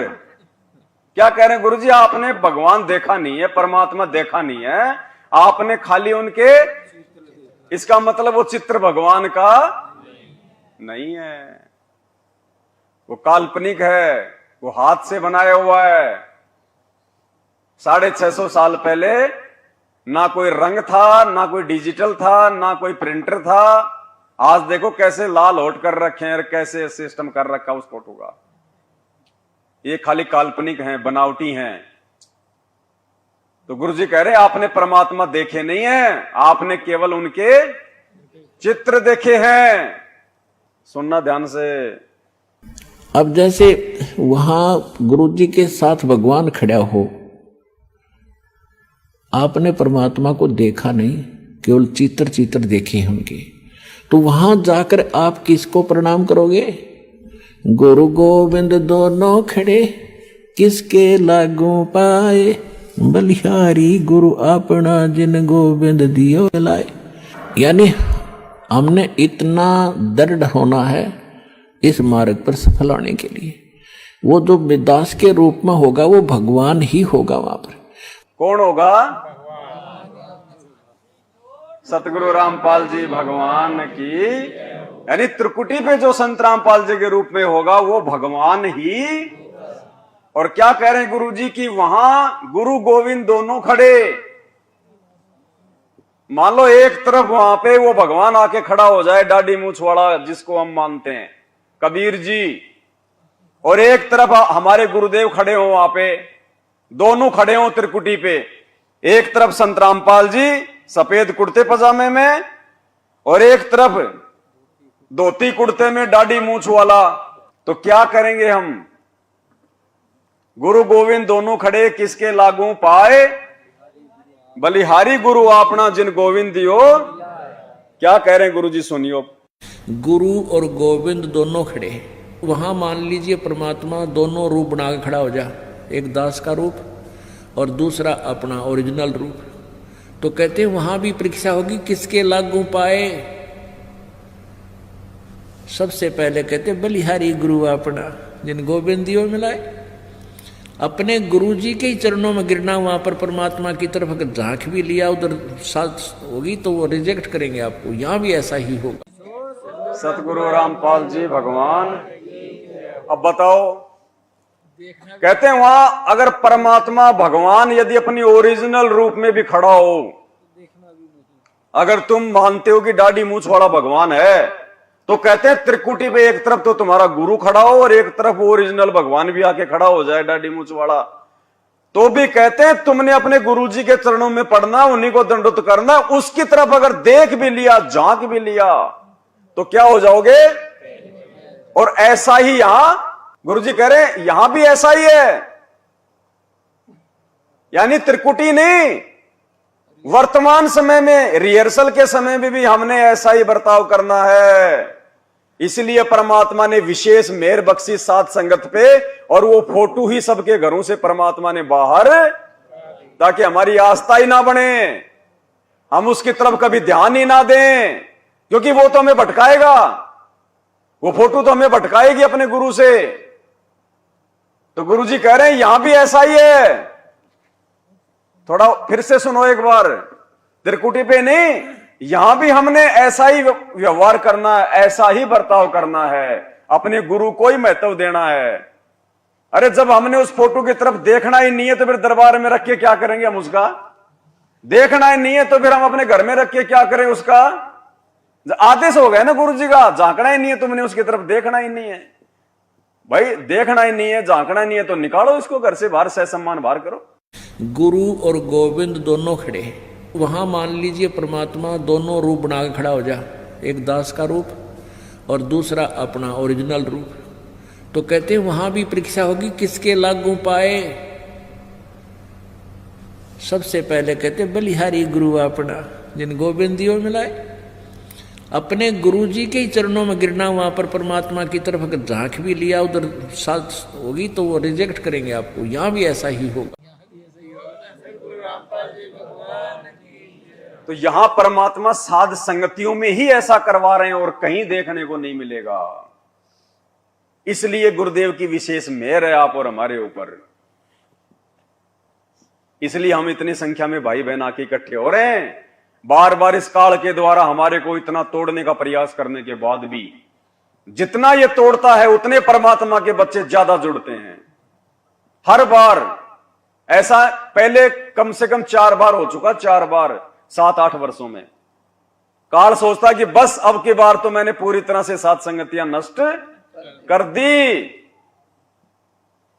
जो घुटने के पास आके बैठा करते थे वो ये गए, और जो उनको देख के चला करते थे, जो लोग सात संगति में खाली देखा देखी आ रहे थे, हलवा चाटने आ रहे थे, बच्चों के रिश्ते खोजने आ रहे थे, परमात्मा अंतर्यामी है। सात संगति में केवल हीरे मोती लाल ही टिक पाएंगे, कचरा नहीं टिकेगा।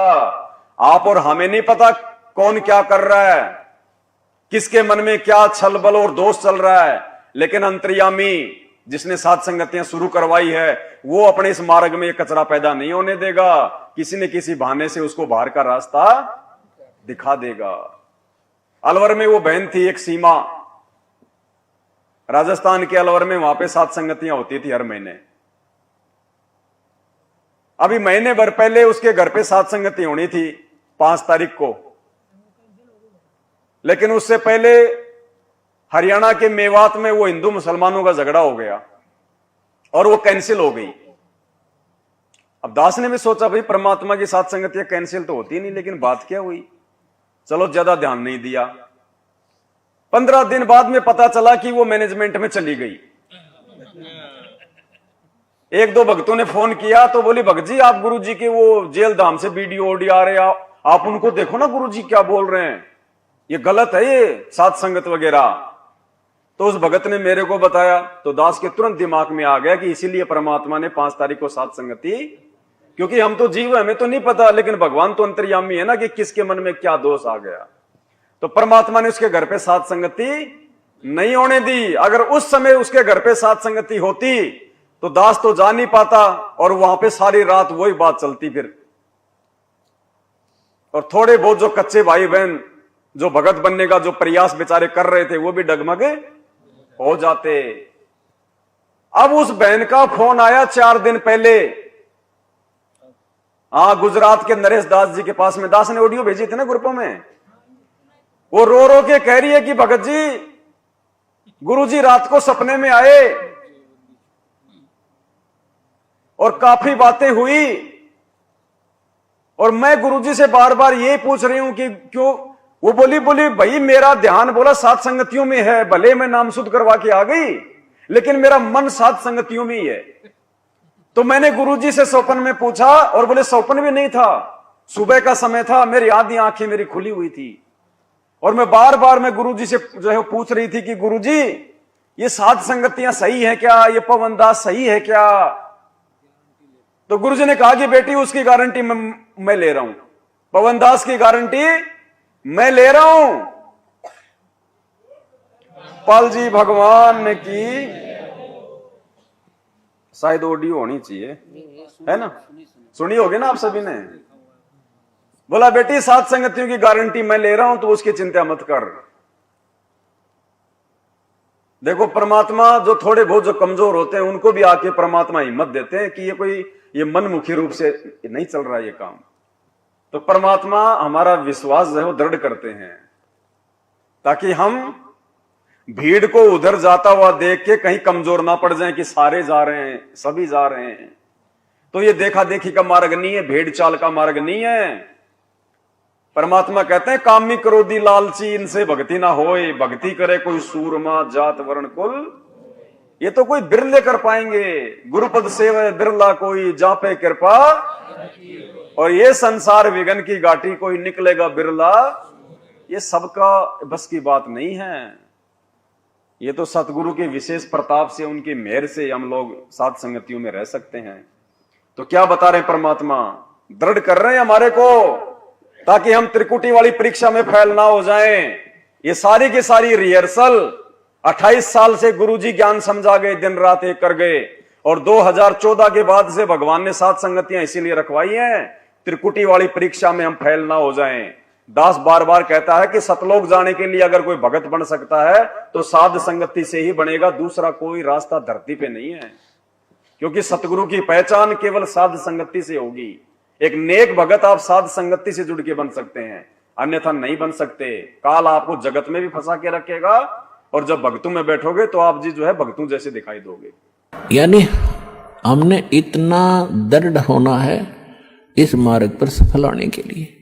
वो जो दास के रूप में होगा वो भगवान ही होगा वहां पर। अब परमात्मा ये भी देखते हैं कि जैसे 120 वर्ष भगवान रह कर चले गए यहाँ पर, और इस दास के स्थान पर अगर वो आज होते तो आप तो पहचान तो सकते ही नहीं, क्योंकि जब भी ना पहचाना, क्योंकि जो लाहे का काम करें, एक लंगोटी ही बांध, धोती ही बांध के फटे पुराने कपड़ा में घूमे फिरे, सारा काम करें, तो हमने सोचे जनसाधारण आम आदमी है। ऐसा याद संत रामपाल जी कर रहे हैं। आज कौन सा प्रधानमंत्री बन के आए, आज भी तो जनसाधारण बन के आए हैं, एक किसान परिवार में आए हैं, एक मीडियम फैमिली में आए हैं, धोती कुर्ता पहनते हैं, कमीज पजामा पहनते हैं और चुपचाप जाके जेल में बैठ गए। आज भी तो सेम टू सेम वही लीला कर रहा है परमात्मा, और ये लाखों के संगत धोखा खा रही है। दुनिया तो धोखा खाएगी खाएगी, उनकी तो बेचारों की क्या गलती जब भगत ही धोखा खा रहे हैं। भगवान किसी और को मान रहे हैं, अपना गुरु किसी और को मान रहे हैं। तो गुरु जी कह रहे हैं आज यदि वो परमात्मा इस दास के रूप में आ गए होते तो बताओ फिर हम उनके साथ में क्या व्यवहार करते। हम तो सारे के सारे, हम तो फैल। मान लो वो कबीर जी संत रामपाल जी के अंदर घुस गए, अब जो संत रामपाल जी के साथ हम व्यवहार करेंगे वो किसके प्रति माना जाएगा। तो बताओ फिर ये सही रिहर्सल आज परमात्मा कहां से शुरू करवा रहा है। और उधर क्योंकि भगवान मान लो अगर संत रामपाल जी के शरीर में आ गए, वो घुस गए, तो ये तो है नहीं कि वो साथ संगति में अलग रूप बना के रहेंगे, कोई सत्सेवकों के साथ में अलग रहेंगे, मैनेजमेंट के साथ अलग रहेंगे। वो तो एक ही गुरु हम सबका, और उसके अंदर वो भगवान घुसा हुआ है। तो जैसा व्यवहार चाहे मैनेजमेंट वाले उनके साथ करो चाहे हम करो, वो तो भगवान के साथ माना जाएगा। तो अगर हम यदि दूसरे पाड़े में होते तो हम तो फेल हो गए होते कब के। तो परमात्मा देखो हमसे क्या रिहर्सल करवा रहा है। अब परमात्मा ये भी देखते हैं कि जैसे 120 वर्ष भगवान रह कर चले गया, और इस दास के स्थान पर अगर वो आज होते तो आप तो पहचान तो सकते ही नहीं, क्योंकि जब भी ना पहचाना, क्योंकि जो लाहे का काम करें, एक लंगोटी ही बांध, धोती ही बांध के फटे पुराने कपड़ों में घूमे फिरे, सारा काम करें, तो हमने सोचे जनसाधारण आम आदमी है। तो इसलिए परमात्मा वो एक विधान बताएंगे और इसलिए दास को भेजा के भगवान को पहचानवा दे, आपको पहचान करा दे। और कैसे मिलेगा ये नियम बताओ। तो जैसे उस समय भगवान होते इस दास के स्थान पर आप जैसा व्यवहार करते, तो भगवान ये सब आपके अकाउंट जमा होता रहता आपका कि इसका कैसा व्यवहार है, कैसा विचार है। तो अब दास ये देख रहा है, दास के प्रति जैसा आपकी भावना, जैसे आपके विचार, आपकी श्रद्धा है, तो आपकी वहां बुक में लिखे जा रहे। परमात्मा वाले स्थान के पास आपकी एक अलग से पैड है, आपकी बही है, आपका अकाउंट खुला हुआ है, एक फैक्स वहां जाता है। जो भी क्रिया हम अपने गुरुदेव को भगवान मान के कर रहे हैं, तो ये ना सोचना कोई देख नहीं रहा, कुछ हो नहीं रहा। गुरुजी क्या करें, सूक्ष्म रूप में एक फैक्स रोजाना कि आज इसने ये क्रिया करी, आज इसने गुरुजी को भोग लगाया, आज इसने गुरुजी की चरणों की सेवा करी, आज इसने ये किया, आज इसने वो किया। हमारा एक एक अकाउंट, सन सन का अकाउंट भक्ति मार्ग का परमात्मा के दरबार में रोज उसका फैक्स होता है, रोज। और उसी आधार से परमात्मा फिर धर्मराज के बंधन से हमें छुड़वाएगा। तो ये ना सोचना कि हम लोग खाली फोकट में आ रहे हैं, भोग लगा रहे हैं, ये भंडारे हो रहे हैं, अपने परमात्मा की महिमा कर रहे हैं। ये लिखा जा रहा है, हमारा भक्ति धन सूक्ष्म रूप में जमा हो रहा है। अब इस मोबाइल से मैं 5,000 रुपये अगर किसी में जो है दूसरे देश में फोन पे करूं, मैं गूगल पे करूं, तो दिखाई किसी को नहीं देंगे, लेकिन वो गए उसके खाते में 5,000 रुपये।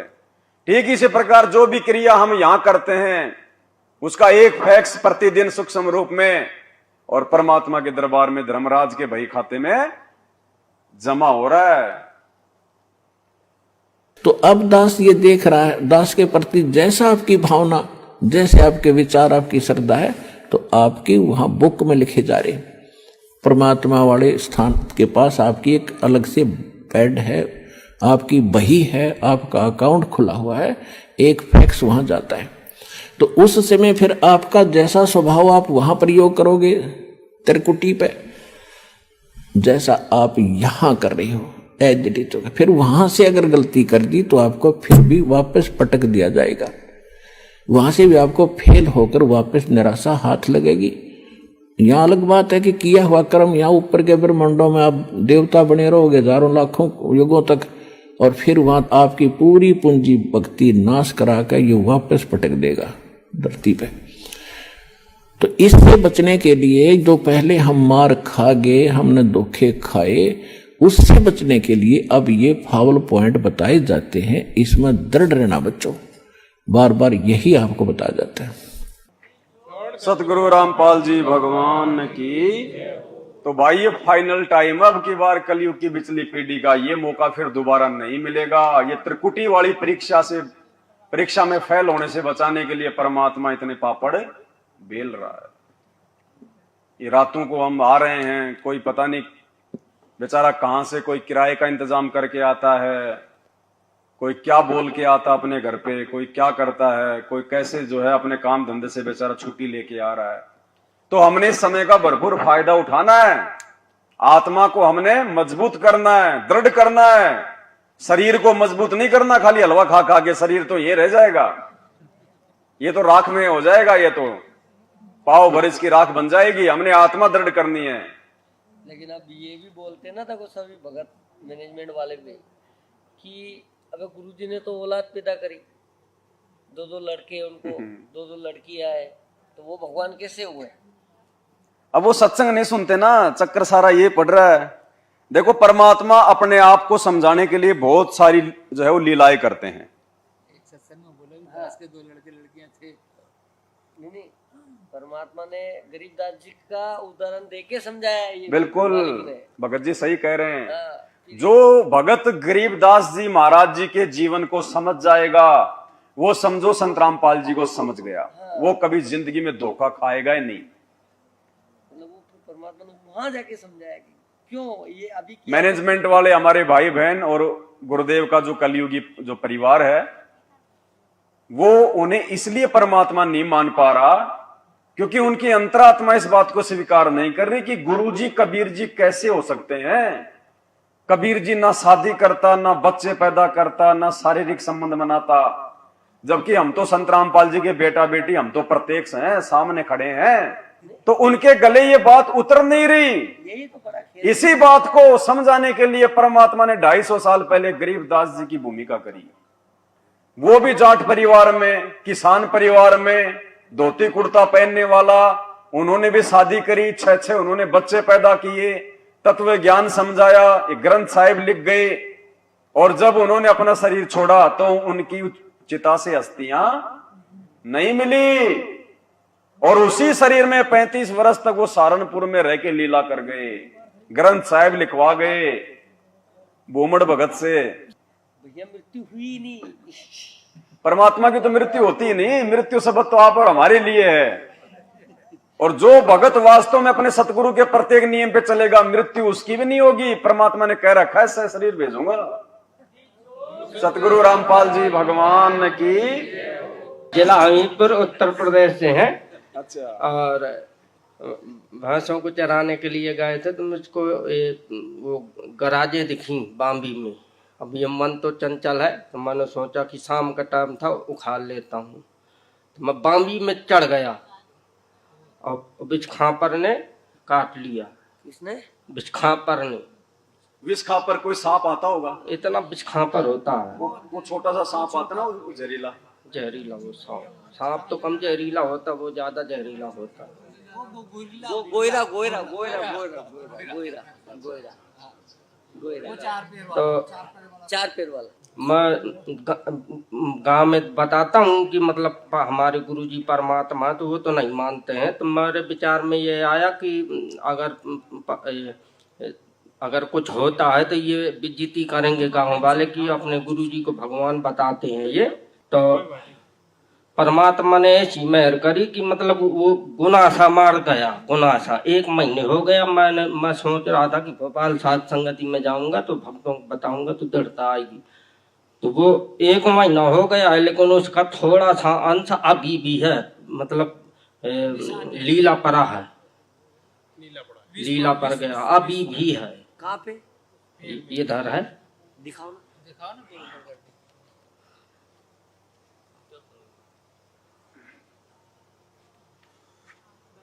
ये भड़का है, इतना भड़का है और इधर का करता है। क्या दर्द करता है?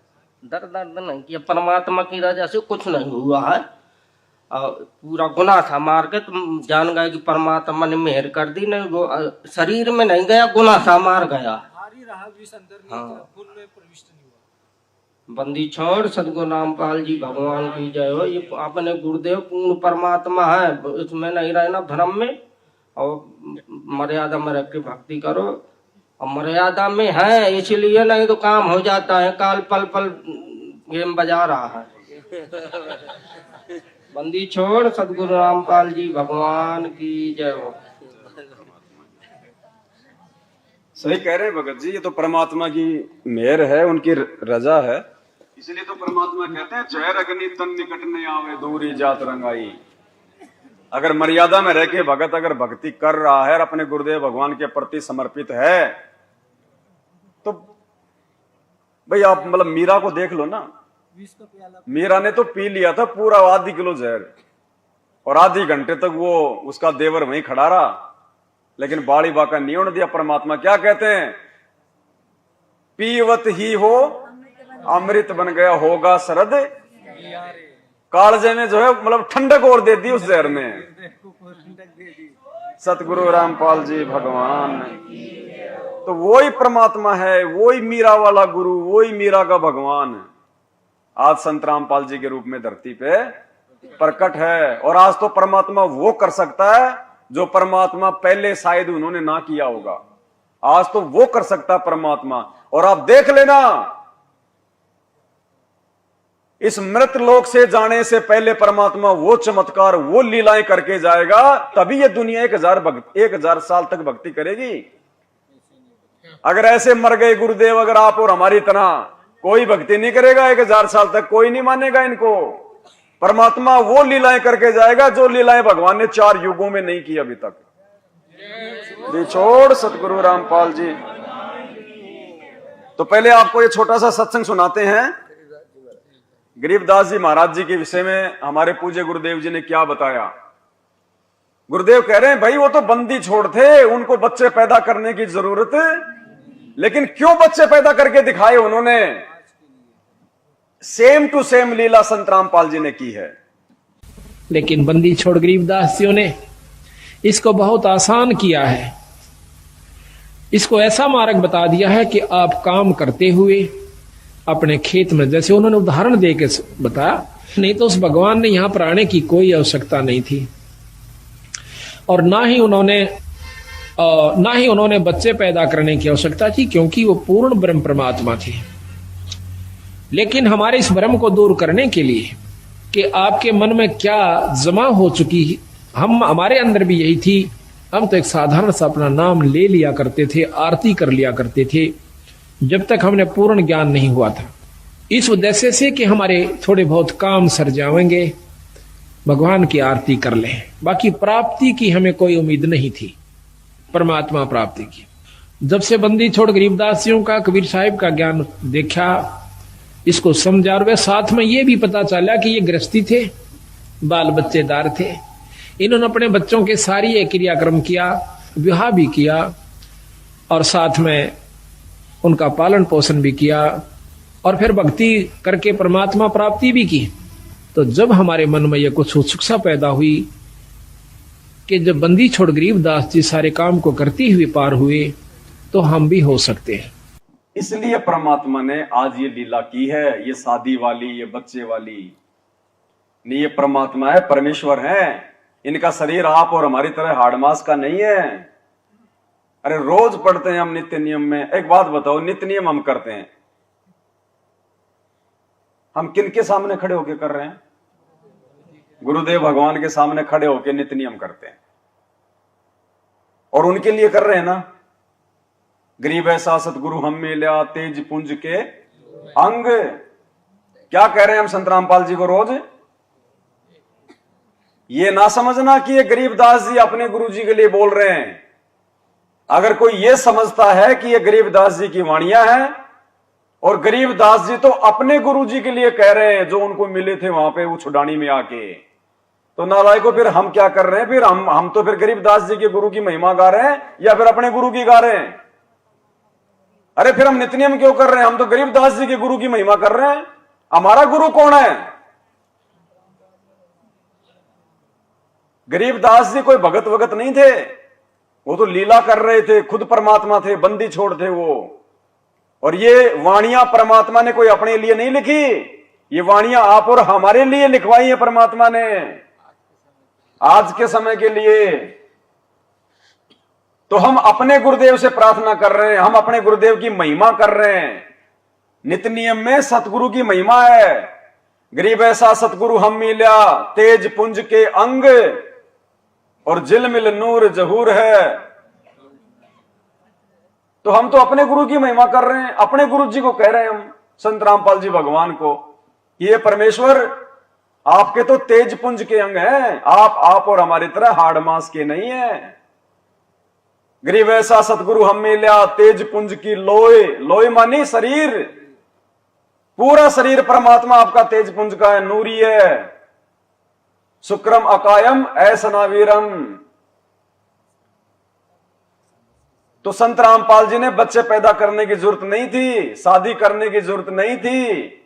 ये तो परमात्मा ने ये लीला, इसके बहुत सारे रीजन होते हैं। सबसे पहले तो भगवान ने काल को जो है धोखे में रखना, ताकि काल ये सोचे कि भगवान तो शादी वादी नहीं करता, वो सतलोक का राजा वहां के सुख छोड़ के इस गंदे लोक में वो घर बसाने थोड़ी आएगा। अगर शादी करनी होती, बच्चे पैदा करने होते, तो परमात्मा सतलोक में कर लेता। वहां तो एक से बढ़ के एक सुंदरियां हैं, हंस है वहां पे। तो इस गंदे लोक में आके परमात्मा 2 कोटि के जीवों से शादी करेगा, बच्चे पैदा करके यहां पे परमात्मा मतलब घर बसाएगा। जो हमारा घर उजड़वाने के लिए आया है वो अपना घर बसाएगा। हम घर फूके अपना, लुका लेने हाथ, उनका भी घर फूक दे दो चले हमारे, तो खुद यहां पे वो घर बसाने आएगा। ये लीला करता है परमात्मा, काल को धोखा देने के लिए, अपने आप को छुपाते हुए। और दूसरा, इन नकली और ज्ञानहीन धर्मगुरुओं ने जो धारणा फैला रखी है कि भैया खाली ब्रह्मचारी भगवान प्राप्त कर सकता है, गृहस्थी तो परमात्मा प्राप्त, गृहस्थी तो खाली उनके धोख मारो और उनको जो है दान धर्म देके उनका पेट भरते रहो, बाकी तो ब्रह्मचारी पार होगा। तो परमात्मा ने ये झूठी धारणा को भी जो है तोड़ना था। ये परमात्मा की भक्ति चाहे गृहस्थी करो चाहे ब्रह्मचारी करो, उस सही नाम की और मर्यादाओं की जरूरत है। तो बहुत सारी धारणाएं हैं जिनको परमात्मा, जिनका खंडन करने के लिए इस प्रकार की लीलाएं करते हैं। और नहीं फिर अगर शादी वादी नहीं होती, ऐसे होते, तो हमें कोई भी हमारे को भ्रमित कर देता, अरे तुम क्यों उस मोटे के पीछे लग रहे हो, ना उसका घर ना कोई परिवार, वो तो फालतू फोकट में है, तुम्हारे तो बाल बच्चे, अपना कमाओ दमाओ, क्यों जा रहे हो तुम उसके पीछे। उसको तो खाने कमाने में जोर आता था इसलिए शादी नहीं करी। बहुत सारी बातें लोग बनाते। तो परमात्मा बहुत सारी जो है इन झूठी धारणाओं का भी यहां पे आके इस प्रकार की लीला करके ये खंडन करता है। अब परमात्मा ने एक लीला करी, भाई ये तो सबका आराध्य देव है, देवों का देव है ये तो। क्या कह रहे हैं गुरुदेव, 33 कोटि अधारा ध्यान है 88, 33 करोड़ देवी देवता, 88,000 ऋषि, 12 करोड़ ब्राह्मण, ये भी इसी कबीर परमात्मा की महिमा करते हैं, इसी का गुणगान। भले चाहे उनका ध्यान नहीं है कि ये भगवान है, लेकिन जब आत्मा दुखी होती है तो किसको पुकारती है, परमात्मा को। वो ये नहीं देखती फिर मैं कौन सा बाबा पूज रहा हूं, मैं कौन सा देव पूज रहा हूं। जब विशेष संकट आत्मा पे आता है तो आत्मा से वो परमात्मा को ही पुकारता है। तो सबकी पूजा का आधार ये कबीर परमात्मा सतगुरु रामपाल जी भगवान है। और गुरुदेव ने लीला ये क्यों करी, सबका आराध्य होने के बावजूद 25 साल तक इन्होंने हनुमान जी की पूजा करी। बताया ना गुरुदेव ने सत्संगों में, क्यों भाई, परमात्मा तो किसी की पूजा करता ही नहीं। लोग ये भी कह देंगे कि भगवान तो कभी किसी की पूजा करता ही नहीं, भगवान तो इनकी पूजा छुड़वाने आता है। और तुम्हारे गुरुजी ने तो 25 साल तक हनुमान जी की पूजा करी, बाबा श्याम जी की पूजा करी, दिन में 7-7 बार हनुमान चालीसा करते थे, और खुद तुम्हारे गुरुजी कह रहे हैं बात सही है। अब ये लीला परमात्मा क्यों करता है। बहुत सारे ऐसे लोग जो बचपन से ही जो भक्ति में लग जाते हैं, किसी को 40 साल हो गए, किसी को 50 साल हो गई। जैसे रामानंद जी थे 650 साल पहले, जब परमात्मा उनको मिले, परमात्मा की उम्र तो जो है मतलब 5 वर्ष की और उनकी 104 वर्ष की हो गई। और आके भगवान ने उनको ज्ञान दिया, उनको सब कुछ दिखाया ऊपर उनकी आत्मा को ले जाके। तो रामानंद जी ने क्या कहा था कि भगवान अब मैं कहां से मोक्ष प्राप्त कर पाऊंगा, मैंने तो मेरी पूरी जिंदगी जो है विष्णु भगवान की साधना में, इन्हीं की उपासना में मैंने तो व्यतीत कर दी, और अब तो मेरा शरीर छूटने का समय हो गया, अब कैसे मुझे मोक्ष प्राप्त हो सकता है। तो परमात्मा ने उनको क्या समझाया था कि जैसे कोई रस्सी होती है, वो कुएं में जा रही है बाल्टी के साथ, और जाते जाते यदि उसका वो सिरा पीछे का हाथ लग गया तो समझो कुछ नहीं गया। तो वर्तमान में परमात्मा ने ये 25 साल तक परमात्मा होने के बावजूद भी हनुमान जी की पूजा करने की लीला इसलिए करी कि जो आत्माएं वर्षों से इन पूजा पाठों में जो लगी हुई हैं, किसी की 60 साल की उम्र हो गई, किसी की 80 साल की उम्र हो गई, कोई मंदिर में जो है कोई जो है पुजारी बन के बैठा हुआ है, कोई बेचारा शास्त्री बन के बैठा हुआ है, और जब उनको इस ज्ञान का पता चलेगा तो वो सवाल करेंगे वो गुरु जी से कि गुरु जी हम क्या करें, हमने तो पूरा जिंदगी उपासना में बिता दिया, अब तो हमारा जो है मतलब मरने का समय हो गया। तो गुरु जी उनको समझाते थे आश्रम में बैठा के कि देख भाई, मैंने भी तो 25 साल तक हनुमान जी की पूजा करी थी, और जिस दिन मुझे पता चला इस ज्ञान का उसी दिन मैंने छोड़ दी और इस सत्य ज्ञान को मैंने अपना लिया, और थोड़े समय में परमात्मा ने मुझे भक्ति से जो है वो परिपूर्ण कर दिया। तो उन आत्माओं का वो दिल डटेगा कि भाई जब गुरुजी ने 25 साल तक करी, जब तो भाई फिर जो है गुरुजी कह रहे हैं तो जो है कोई दिक्कत नहीं, तो तुरंत उसका ध्यान हट जाएगा फिर कि मैंने क्या किया और मैंने क्या नहीं किया। आज से पहले वो चिंता नहीं रहेगी फिर उसको। तो परमात्मा अपने बच्चों को चिंता मुक्त करने के लिए भी जो है इस प्रकार की लीलाएं करते हैं। अल जी भगवान की। और कोई ये कहता कि भगवान ने नहीं करी पूजा, आज से पहले नहीं करी, तो ये भी नहीं है। जब 650 साल पहले वो कबीर परमात्मा गोरखनाथ से ज्ञान गोष्ठी करने गया था, तो कौन सी मतलब संप्रदाय का होके गया था? वैष्णव संप्रदाय का। गले में कंठी माला भी थी, टोपी भी थी, तिलक भी लगा रखा था, सफेद कपड़े भी थे, कांख में वो थैला भी था। तो परमात्मा वैष्णव संप्रदाय के बन के गए थे। तो ऐसा नहीं है कि ये लीलाएं करता है ये परमात्मा, इनको किसी की पूजा करने की आवश्यकता नहीं है। ये तो पूरी दुनिया का जो है ये पूज्य देव है। सतगुरु जी की दया हुई जब भगत तेरा हर्षाया था। सतगुरु जी की दया हुई जब भगत तेरा हर्षाया था। काशी जी में आश्रम तुम्हारा इस दिन ने पाया था। काशी जी में ये संत सदा उपकारी, जय बोलो बंदी छोड़ किए ये संत सदा उपकारी, जय बोलो बंदी छोड़ किए तुम मिल के संगत सारी, जय बोलो बंदी छोड़ की तुम मिल के संगत सारी, जय बोलो बंदी छोड़ की जय बोलो बंदी छोड़ की जय बोलो बंदी छोड़ की जय बोलो बंदी छोड़ की तुम मिल के संगत सारी, जय बोलो बंदी छोड़ की संगत सारी, जय बोलो बंदी छोड़। सतगुरु जी की दया हुई जब भगत तेरा हर्षाया था। अब कितना बड़ा रहस्य है इस वाणी में। हर शब्द के लास्ट में परमात्मा गहरा संकेत छोड़ते हैं। सतगुरु जी की दया हुई जब भगत तेरा हर्षाया था। देखो इस शब्द को सतगुरु रामपाल जी भगवान ने बहुत बार समझाया, लेकिन लास्ट की वाणी इन्होंने कभी नहीं समझाई। लास्ट की वाणी इन्होंने साथ संगति के लिए छोड़ी, क्योंकि लास्ट की वाणी में सतगुरु रामपाल जी भगवान की जो है रहस्य है, संकेत है।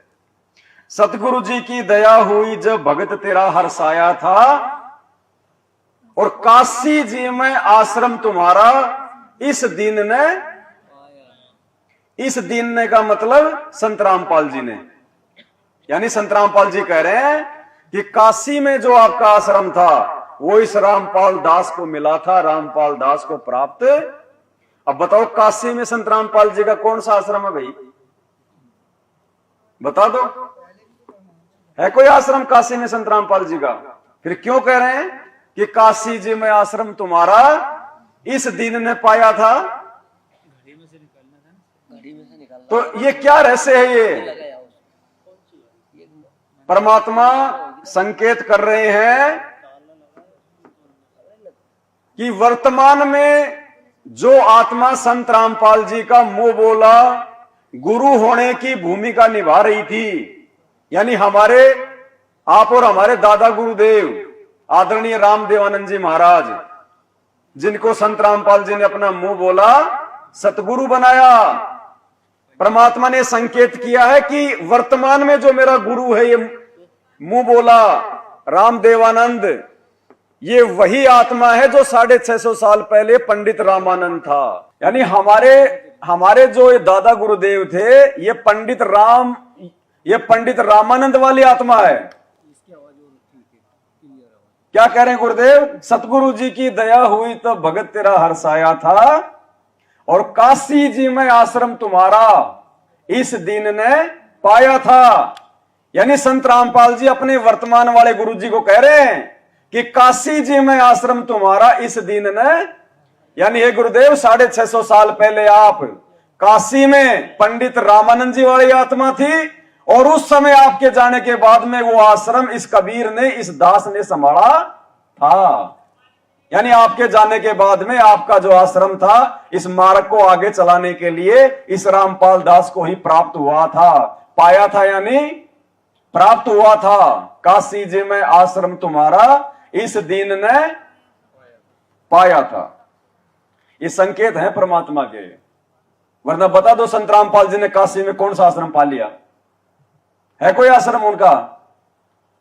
ये परमात्मा संकेत कर रहे हैं यहां पे इन चीजों को। यानी वर्तमान में संत रामपाल जी कोई जीव नहीं है, कोई मानुष नहीं है, ये वही कबीर परमात्मा है जो 650 साल पहले आए थे। हर जगह परमात्मा सांकेतिक दृष्टि से ही समझाएगा। शब्द सैन सतगुरु की पहचान है, वो पावे अटल। जो अपने गुरुदेव के संकेतों को पहचानेगा वही अटल सुहाग अर्थात सतलोक को प्राप्त कर पाएगा।